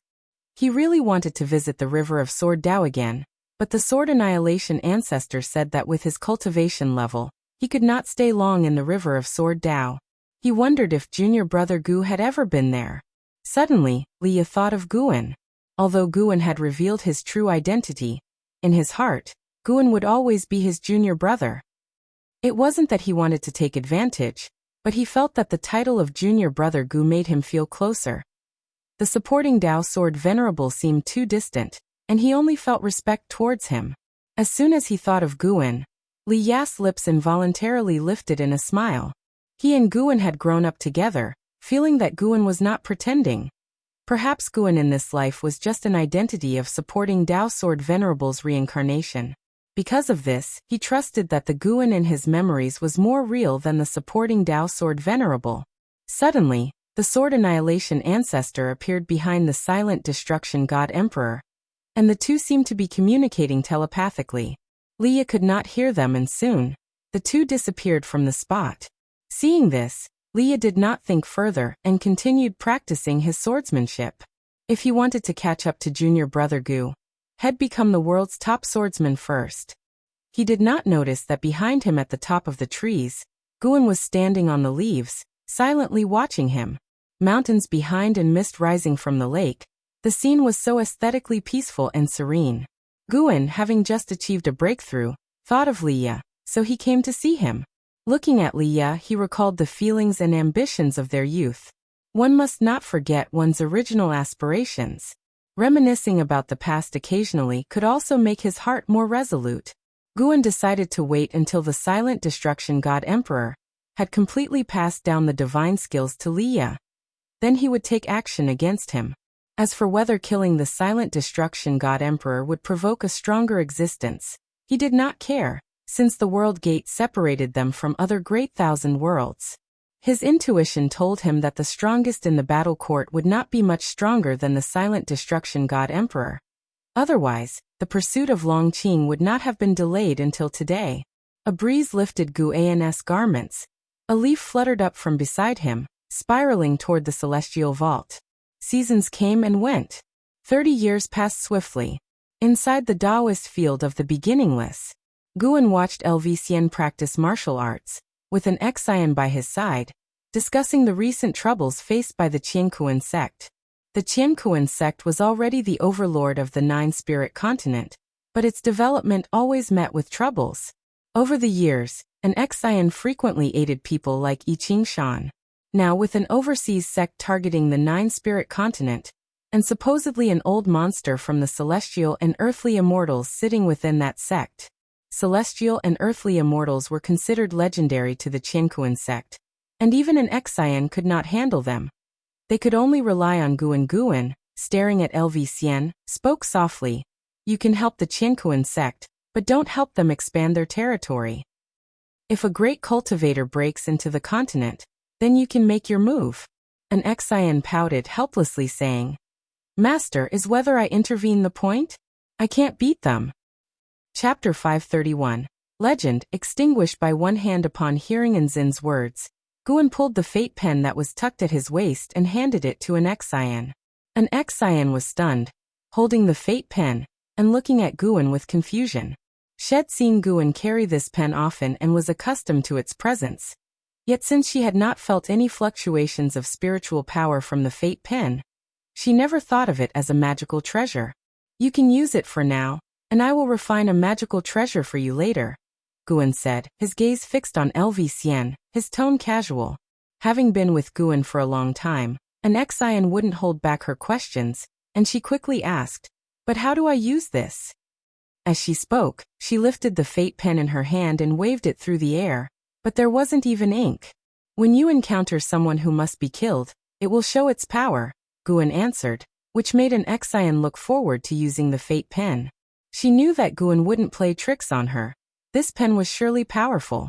She immediately bowed in respect, and then left with the fate pen. Guan turned his head to watch an Xian, his eyes filled with profound meaning. Having helped people like Yi Qingshan and others for so long, she had gradually become accustomed to it. Although it had not affected her own cultivation, in her heart, Yi Qingshan and the others were like her disciples. Not all relationships in the world were perfect. Should there come a day when Yi Qingshan and the rest pass away, she hoped she wouldn't take it too hard. However, this was also an inevitable experience for those on the path of immortal cultivation. It couldn't be said to be good or bad, but experiencing all human emotions could shape one's Tao heart. Go to Wuxia world. Sight after an Xian had left, Lv-Xian opened his eyes and asked, "Master, what exactly is this divine skill? It doesn't seem like a divine skill, it's very mysterious, and even though I am cultivating, I can't clearly describe its profound mysteries." After entering the Taoist field of the beginningless, Lv-Xian started to address Guan as master, and Guan did not refuse since their relationship hadn't reached the level of brotherhood before. Guan looked up at the celestial vault and said, "Indeed, it's not a divine skill. Once you master it, you will understand what it is. It will help you dominate this part of the human world." Upon hearing this, Lv-Xian instinctively asked, "Just this part of the human world?" Guan turned his head towards him, his smile ambiguous, and said, "Can your eyes contain the entire human world?" Lv-Xian was taken aback and could only offer an awkward smile. Guan's gaze drifted into the distance, his face revealing a look of anticipation. It was finally coming to an end. Under the vast sky, peaks were emerging from the sea of clouds, and atop one of these mountains stood Liya, Sword Annihilation Ancestor, and Silent Destruction God Emperor side by side. Liya looked towards the Silent Destruction God Emperor and asked, "Senior, since you are about to leave, can you not reveal your true identity?" During the years of teachings from the Silent Destruction God Emperor, his reverence for him had only deepened. He even felt that the Silent Destruction God Emperor was not weaker than Guan. With guidance from the Divine Emperor, he had not only mastered one divine skill, but also gained a deeper understanding of the path to cultivation. Once, when the Silent Destruction God Emperor was away, he secretly asked Sword Annihilation Ancestor just how formidable the Divine Emperor was. Sword Annihilation Ancestor had said something that he couldn't forget. Apart from Heavenly Tao, he is the strongest. He had asked at the time, how did he compare to the supporting Tao Sword Venerable? Sword Annihilation Ancestor just shook his head and said nothing. Afterwards, Liya clearly felt that Sword Annihilation Ancestor had become even more respectful towards Silent Destruction God Emperor, and he suspected the ancestor might have pledged allegiance to the Silent Destruction God Emperor as his master. He dared not ask too much. After all, before he became a disciple, Sword Annihilation Ancestor had mentioned that he bore a great cause and effect, and he didn't want to bear this burden prematurely. When you become powerful enough to roam the world invincibly, and have set foot in outer heaven, living a carefree life, you will learn of my legend, the Silent Destruction God Emperor said, looking into the distance, his tone completely calm without a trace of emotion. What a poser! Liya thought to himself. Yet he longed for such an attitude. How many more years would he have to cultivate before he could speak such words with confidence? Sword Annihilation Ancestor followed, saying, "I will do my best to train him to that level." "It doesn't matter," the Silent Destruction God Emperor said. "I don't care how high his achievements will be in the future. The divine skills have been imparted, and we are clear of debt and responsibility." With those words, the Silent Destruction God Emperor stepped forward, his footsteps landing in the air as if an invisible path lay beneath his feet. Before Leah could even begin to marvel at the silent destruction god emperor's dominance, suddenly, a figure appeared before them. Slap! A hand pressed down on the silent destruction god emperor's shoulder, rendering him immobile. The pupils of the silent destruction god emperor suddenly contracted, and in an instant, his face was shrouded in dark energy. Dark armor enshrouded him, as he transformed into his true form. Even so, he was horrified to discover that he couldn't break free. The mysterious palm on his shoulder suppressed his Dao fruit, halting everything within his Dao fruit world. Both Leah and the Sword Annihilation Ancestor were startled by the sudden appearance of the figure. The Sword Annihilation Ancestor wanted to speak, but an extreme terror pressed down upon him, leaving him unable to move or speak. Leah also experienced the suppression, but he wasn't panicked, because the figure of the newcomer was forever unforgettable to him. It was the supporting Dao Sword Venerable. No, it was Guan, using the Demon Shadow Divine skill.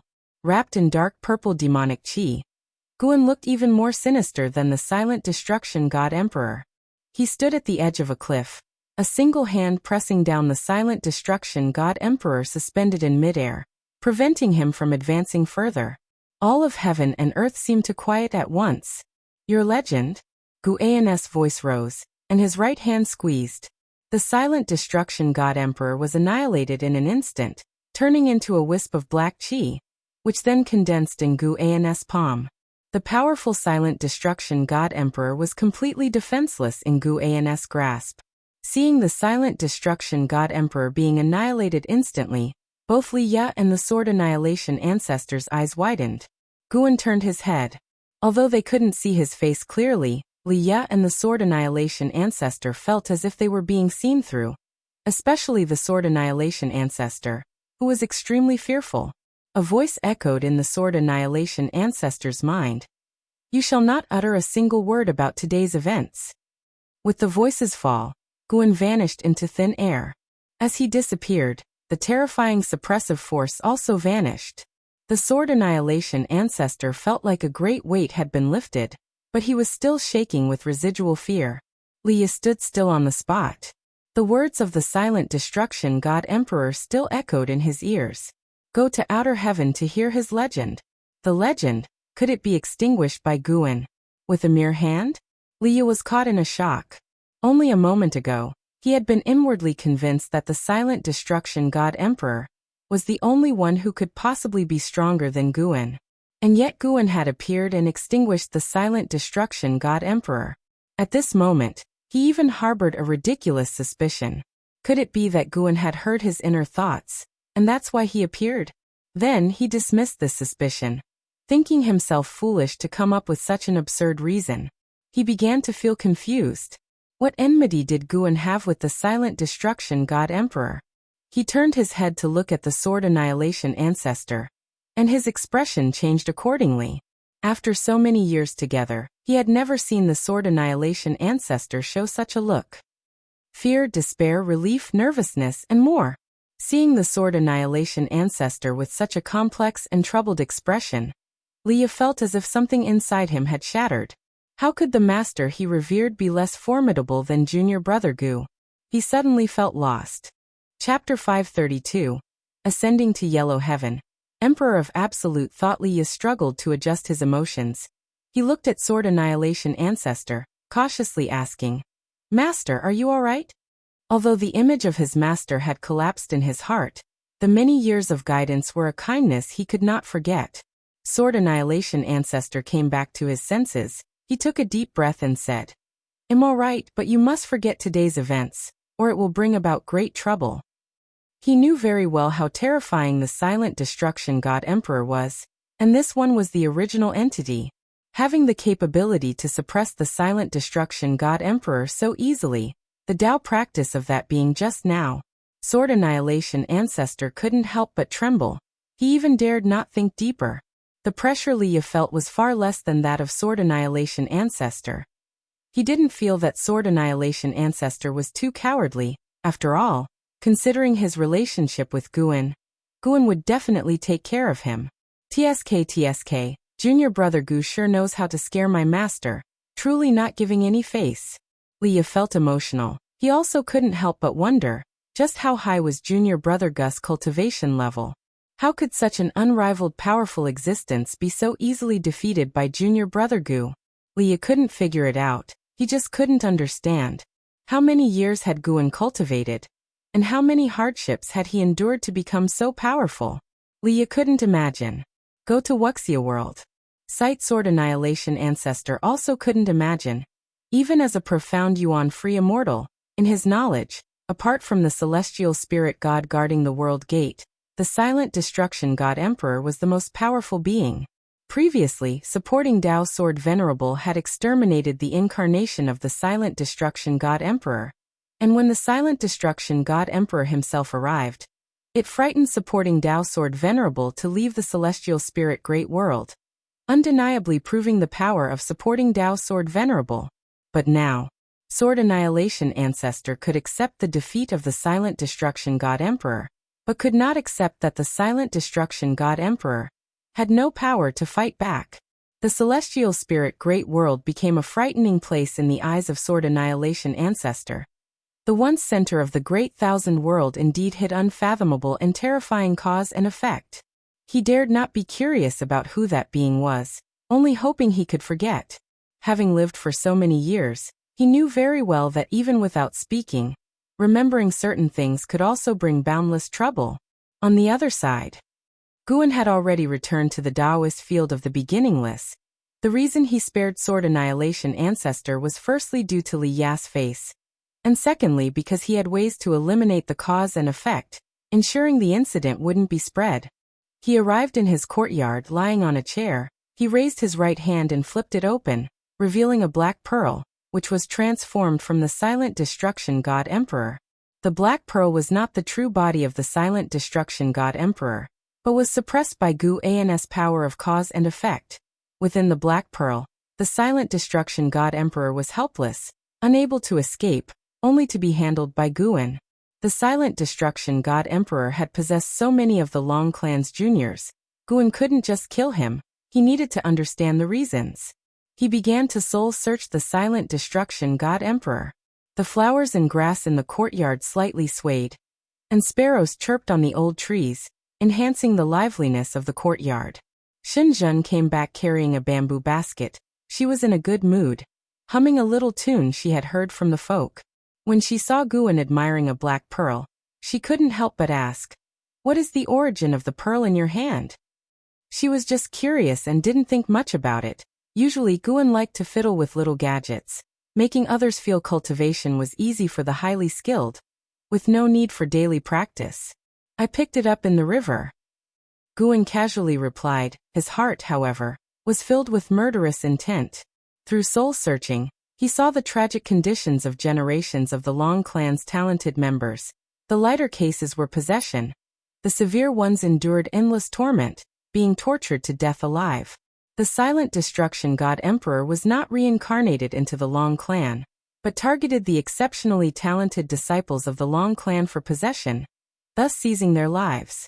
If the possession failed, he would find ways to take their bloodline, making the victims endure unimaginable pain.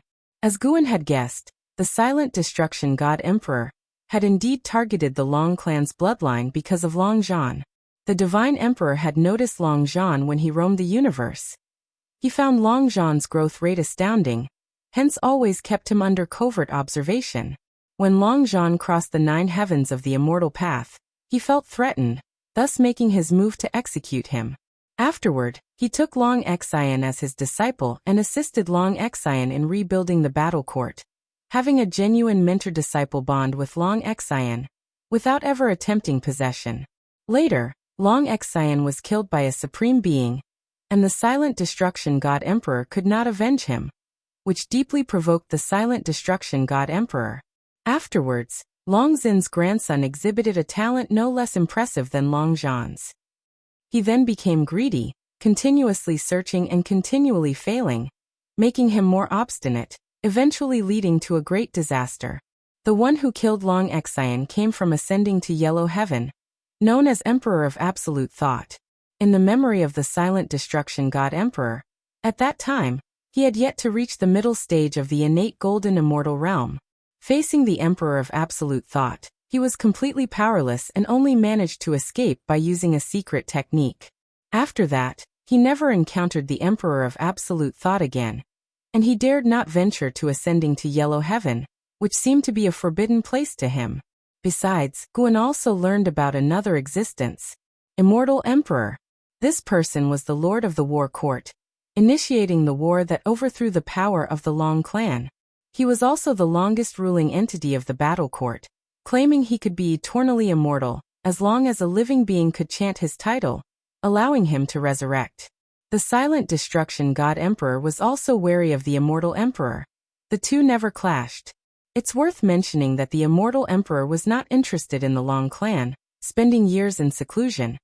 It was his offspring who, fearing the Long clan's resurgence, began the extermination. As Guan continuously extracted memories, Shenzhen sat on a nearby stool, quietly watching him. For some reason, she felt the black pearl in Guan's hands had a not-so-simple origin. Moreover, Guan's current state gave her an indescribable feeling of profound mystery. She felt like painting. Hence, she took out a palette and set it up in front of her, then hung up a sheet of paper and took out her ink and brush. Guan noticed her actions but said nothing. Time quickly passed. After a long while, after Guan finished plundering the memories of the Silent Destruction God Emperor, he clenched his right hand, shattering the black pearl. You have successfully seized the lifespan of the Silent Destruction God Emperor, middle stage of innate golden immortal realm, 415,098,273,628 years, 15 billion years of lifespan. Upon seeing this prompt, dark thoughts of slaying innate golden immortals arose in Guan's heart. But he quickly suppressed them. To live to the innate golden immortal realm, one must surely not be ordinary. Like the Silent Destruction God Emperor, his master, close friends, and disciples were all extraordinary. Just killing him was manageable, as Guan could erase the cause and effect, but if he killed too many, it would always lead to major trouble. Regardless, eradicating the Silent Destruction God Emperor resolved a great concern for Guan.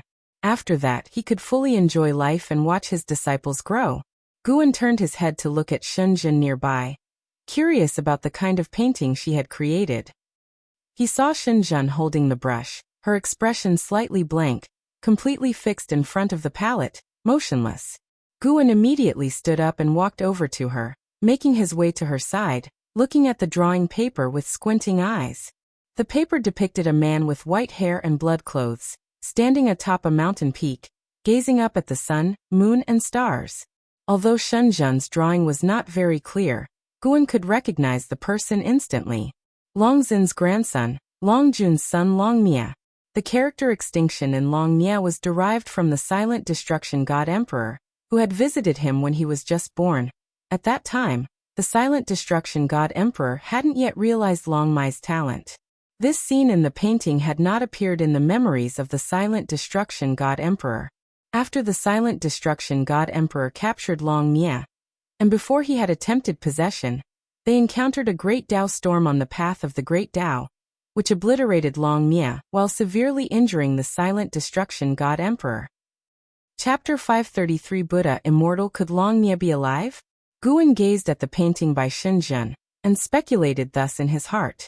Indeed, in the memories of the Silent Destruction God Emperor, he and the Battle Court were doing their utmost to slaughter the Long clan. Yet descendants of the Long clan always managed to escape. Only when Longqing came into the picture did the Silent Destruction God Emperor seem to hold some trepidation, beginning to observe secretly. Could it be that Longmia was protecting the descendants of the Long clan from the shadows?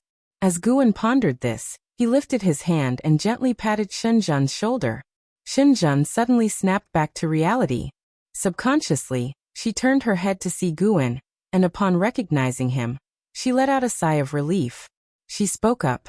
Just now, I felt as if I'd fallen into some sort of magic barrier. I saw a person who kept staring at me. It was so frightening. During the conversation, she glanced over at her own painting, fear showing in her eyes for the first time. Guan asked, "What else did you see?" Shenzhen began to describe the magical barrier she had experienced. Below the mountains in the painting was a sea of blood with bones bobbing up and down. A sight so startling it was unbearable. The blood sea felt so oppressive to her that she couldn't bring herself to depict it. The man in blood clothes standing atop the mountain peak gave Shinjun an endless sense of desolation. Even though she couldn't see this man's past, she could feel the deep vengeance of the blood sea he bore in his lonely, unsupported existence. Go to Wuxia world. Sight listening to Shinjun describe the feelings Long Mia incited in her, Guan sighed internally. It appeared the karmic resolution for the Long clan hadn't been completely settled yet. After Shinjun had finished speaking, Guan said teasingly, "It seems your enlightenment could also bring about a heart demon. You'll have to be careful in the future." Shinjun nodded, but she was somewhat perplexed in her heart. She had been looking at Guan when she painted this scroll, which meant the person in the painting likely had some kind of connection to Guan. Seeing that Guan didn't wish to speak, she refrained from asking more. Over the years, through Guan's guidance, she had painted many pictures, and was well aware that Guan had an extraordinary background. Precisely because of this, she refrained from asking too much, so as not to cause trouble for Guan. After chatting for a while, Guan turned and went back inside. He still needed to reflect deeply on the memories of the silent destruction god emperor, and contemplate when to make a move against the battle court. The battle court was created by his reincarnation body. Now that it had been usurped and was used for evil, he had to resolve this karmic thread. After watching Guan return to the house, Shinjun's gaze fell back on the painting, her expression turning curious. How strange. Why does he resemble Guan somewhat? Shinjun mumbled to herself, suddenly forming a bold speculation. Could the man in the painting be one of Guan's past lives? Thinking this, her heart suddenly felt uncomfortable. Guan was always so kind to those around him, never losing his temper. He was always willing to shoulder the troubles of others. Yet he himself had endured hardships unimaginable to ordinary people. Shinjun had always found Guan to be great, able to treat people well, and even rescue all living beings. But as her realm grew higher, her admiration for Guan only increased. Guan always managed to refresh her view of him. Shinjun looked at the person in the painting, her gaze once again becoming unfocused. The yellow sand filled the sky, and the windstorm raged like raging floodwaters and ferocious beasts. An ancient temple lay amidst the sandstorm. Zhang Buku, his white hair tied behind his head, pushed open the main gate, entered the Buddha hall, and then proceeded to close the door. The Divine Exotic Realm Master and Divine Exotic Ghost Kings were meditating around the room, each one pale and weak, with the Divine Exotic Realm Master's face covered in bloodstains, looking very frightening. The Divine Exotic Ghost King known as Zhen Ludao opened his eyes to look at Zhang Buku and asked feebly, "Have you found anything?" Zhang Buku shook his head and said, "It's endless and desolate, without a living soul. The sun overhead grows ever hotter, and at this rate, we will surely be refined away." As these words were spoken, the Divine Exotic Ghost Kings all opened their eyes. Damn it, now we're really screwed.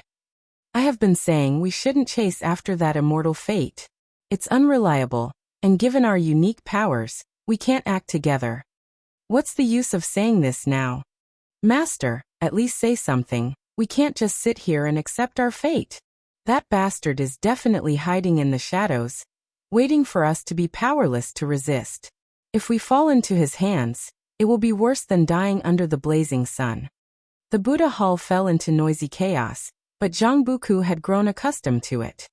He looked up at the large Buddha statue behind him, which was covered in dust and appeared so ancient.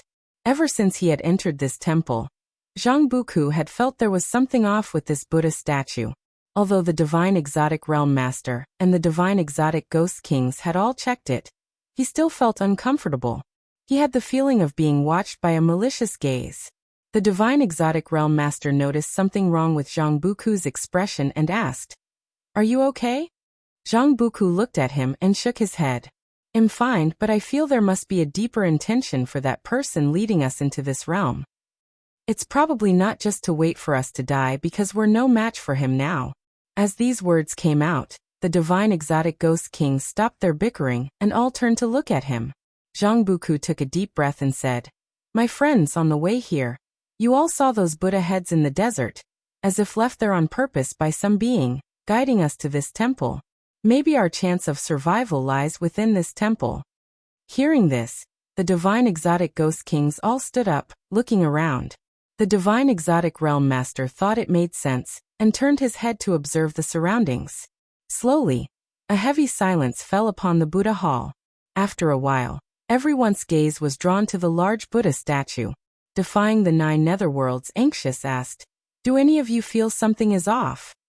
His words broke the silence, prompting the other divine exotic ghost kings to speak up, sharing their feelings as if the liveliness could drive away the unease in their hearts.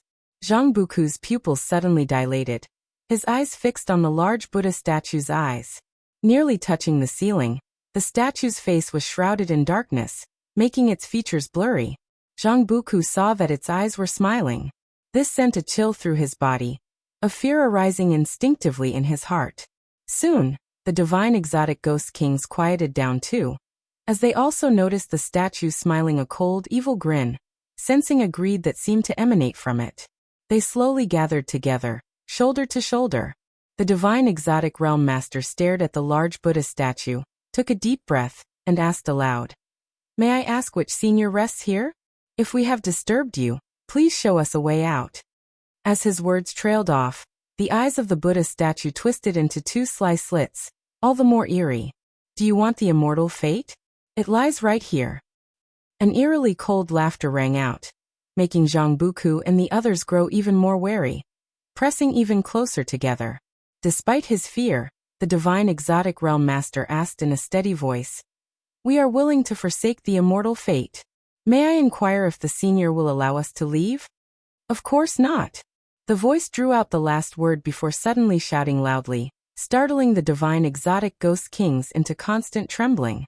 The Buddha statue's gaze settled on Zhang Buku and sneered, "I am a Buddha immortal. I need much flesh and blood to revive, though I have no wish to resurrect. One of you will be chosen to inherit my legacy." One of the divine exotic ghost kings asked bravely, "And what of the others?" The Buddha immortal turned to him and replied with a hideous laugh, "Naturally, they will be devoured by my inheritor." The hall fell into silence again. Zhang Buku felt uneasy under the Buddha immortal's gaze from before, intuitively sensing that they were being toyed with. He might well be selected as the inheritor, only to be attacked by everyone else. The causality tied to silent destruction vanished unexpectedly. "I have no idea who killed him. You've come just in time for me to choose an inheritor, so I can be free."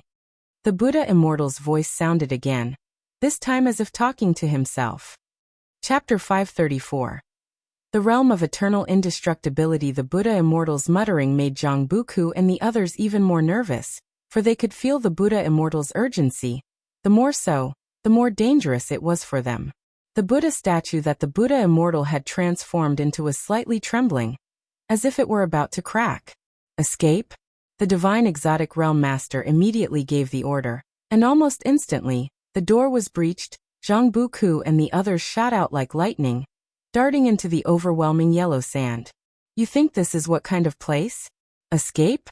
You will soon find that killing each other is easier than escaping, for I have already dissolved the causal bonds between you. From this moment onwards, you are all independent beings." The voice of the Buddha immortal resounded, and Zhang Buku as well as the divine exotic ghost kings could feel the restraints on themselves disappear. They had obtained the freedom they had longed for. However, they were not relieved. Instead, they were more afraid. How terrifying must be the cultivation level of a Buddha immortal, who could easily dissolve divine exotic causality. Even Zhang Buku, who was afraid of neither heaven nor earth, felt despair. Having left the celestial spirit great world for thousands of years, having endured so many hardships and dangers, is it really going to end today? In Zhang Buku's mind emerged the faces of Guan and Liya. Not knowing how those two were getting by now, such thoughts came quickly and left quickly in his mind. He did not have the luxury to think about so much. Go to Wuxia world. Sight after killing the silent destruction god emperor, Guan's life resumed its tranquility. The celestial spirit god also made no move, still sitting under the world gate. The 7 subordinates of the silent destruction god emperor had not noticed anything amiss. In their view, it was impossible for anything to happen to the silent destruction god emperor, And since their cultivation level was far below that of the Silent Destruction God Emperor, they could not deduce the Silent Destruction God Emperor's causality. The fall of the Silent Destruction God Emperor, capable of overturning the celestial spirit great world, did not cause any impact on this world. The world's currents surge and ebb, there are always those who call the wind and summon the rain falling from power, and there are always new figures emerging, dominating the scene. Time flew by swiftly. 2,000 years passed in a blink of an eye. The human world has entered a new chapter. This year, just after the new year, Immortal Seeking Island. Guan was strolling on the street, an ex-Xian and blood prison great saint following behind, with Hu Shaojian walking in front, bending over, continuously introducing the situation along the way for the three of them. Hu Shaojian, who was over 8,000 years old, had also reached nirvana, and now held a very high status on Immortal Seeking Island. Many people seeing him so respectfully guiding others, could not help casting curious glances at Guan. However, as soon as they turned their heads, the image of Guan was gone from their minds, leaving them puzzled, but it wasn't long before even that puzzlement disappeared. Guan, looking at the bustling Immortal Seeking Island, had a smile on his face. After leaving the Supreme Sect, Guan still maintained his relationship with Human World Peak and Immortal Seeking Island. Both powers considered him a reclusive great cultivator, and no one associated him with supporting Dao Sword Venerable. The great heaven and earth is too vast. How many great cultivators were there under the heavens, like carps crossing the river? The supporting Dao Sword Venerable had already been forgotten by the world. Hu Shaojian kept talking, all the while observing Guan's expression. Seeing that Guan was satisfied, he felt very excited. Although he often saw Guan, today was different. Immortal Seeking Island was hosting its once-century grand event. He was personally in charge of handling it. The street was full of trading stalls, with cultivation treasures as far as the eye could see. Everything that met the eye was his accomplishment, so naturally, he hoped Guan would praise him. Actually, by now, he no longer needed to get anything from Guan. But he knew why he could have all this, he cherished it, and was determined to cling to Guan's coattails for a lifetime, serving him. He wasn't afraid that Guan wouldn't command him to do things, he was afraid that Guan would forget him. "You've done very well, keep it up," Guan said with a smile. Immortal Seeking Island was also important to him. Almost all of his medicinal herb seeds came from Immortal Seeking Island, as did the rewards he bestowed upon his disciples. Despite his high realm, he didn't want to revert to sneaky deeds. He wanted to speed up his path to gaining strength, and it wasn't difficult, but what he desired was to grow stronger steadily and without remorse. If he could achieve that, it would be even better. "I will definitely do better." Hu Shaojian was as excited as if he were on a chicken blood stimulant. Guan's gaze fell upon a stall where an old man sat on the ground, disheveled, with a young boy squatting beside him. This elder was familiar to Guan. He had paid attention to him before.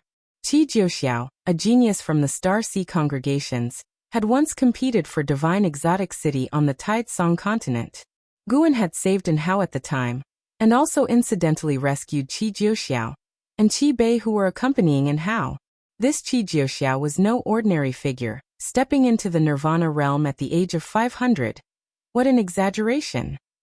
In terms of the speed of his early cultivation, he was even faster than Anhao, mainly due to the resources of the Star Sea congregations at his disposal.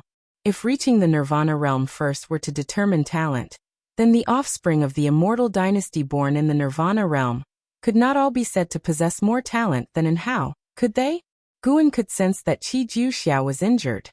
While his realm remained, he was unable to gather mana within his body. The boy beside him was his progeny left in the human world, now by his side. Thousands of years had passed, and the situation in the human world had continually changed.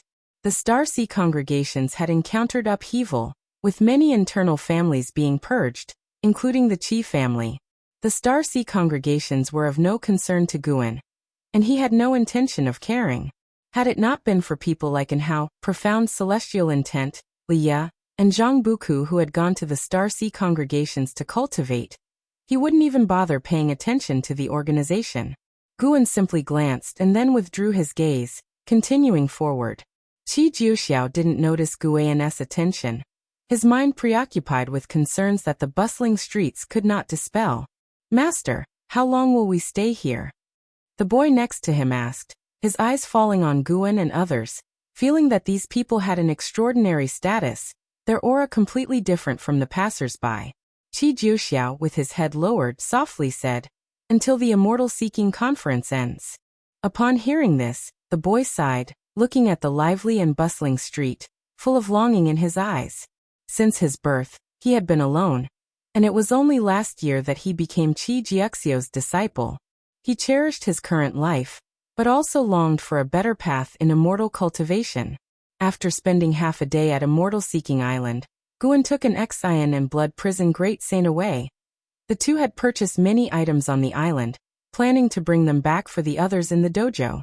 Back at the dojo, Guan stood before the mountain of 10,000 swords and retrieved the treasured swords that he had selected at Immortal Seeking Island, embedding them into the mountain. The mountain of 10,000 swords now bristled with treasured swords, each containing its own unique sword intent. After placing the swords, Guan began to admire his creation. Over the years, aside from comprehending the Great Tao, he had not neglected the Sword Tao. He could now connect with the Sacred Heart Sword Tao created by Yang Xian. After all, Yang Xian was him, so controlling the Sacred Heart Sword Tao was not difficult for him. The Sacred Heart Sword Tao, everlasting within the River of Sword Tao, sparked Guan's interest in the River of Sword Tao. If the Tao could become a river, then it could be everlasting. This mystery fascinated him. He hoped that his mountain of 10,000 swords could reach the state of being eternal too. After watching for a while, Guan suddenly felt something, his pupils reflecting a scene.